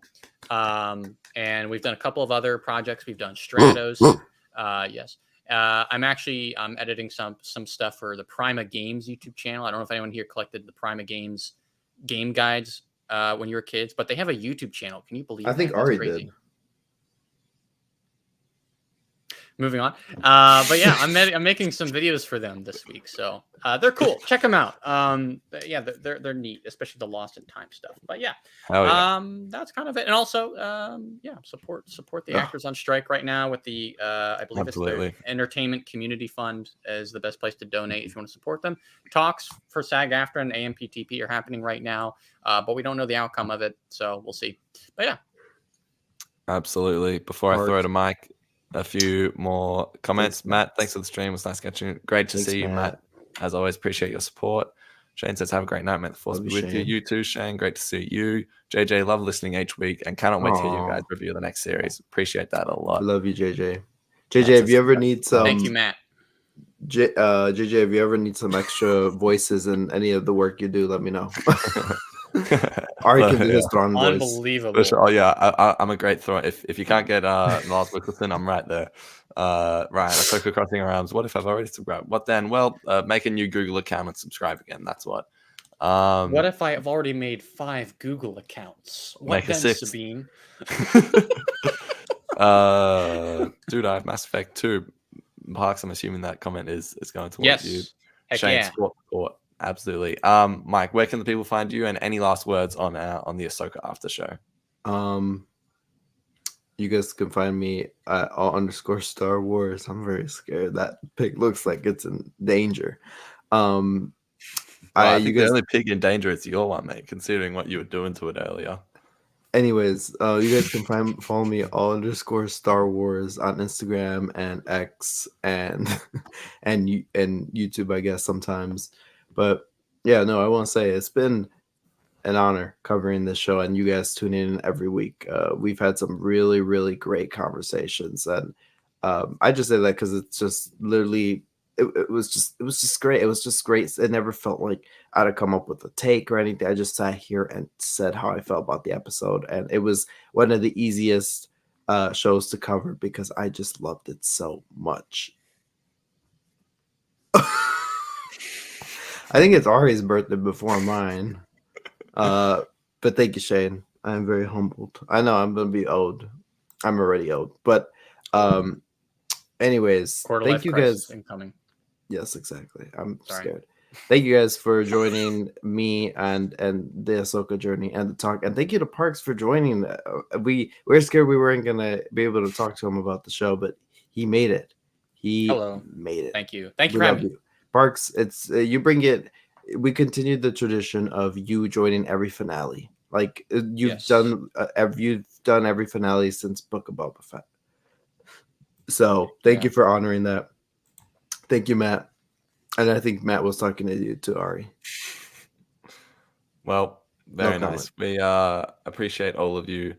That's the Ahsoka after show for you. Wait, but Mike, any closing thoughts on you? I said all my closing thoughts. He did it. You were. I think you were asleep. Let's wrap this up. We love Puffer Pigs. Anyway, we love all of you. We love Ahsoka. Thanks again for the journey, guys. It's been great. We will see you all sometime in the near future for more exchange after shows, exchange podcasts, etc. Until then, may the Force be with you. Adios. Bye, guys. Bye-bye. Bye-bye.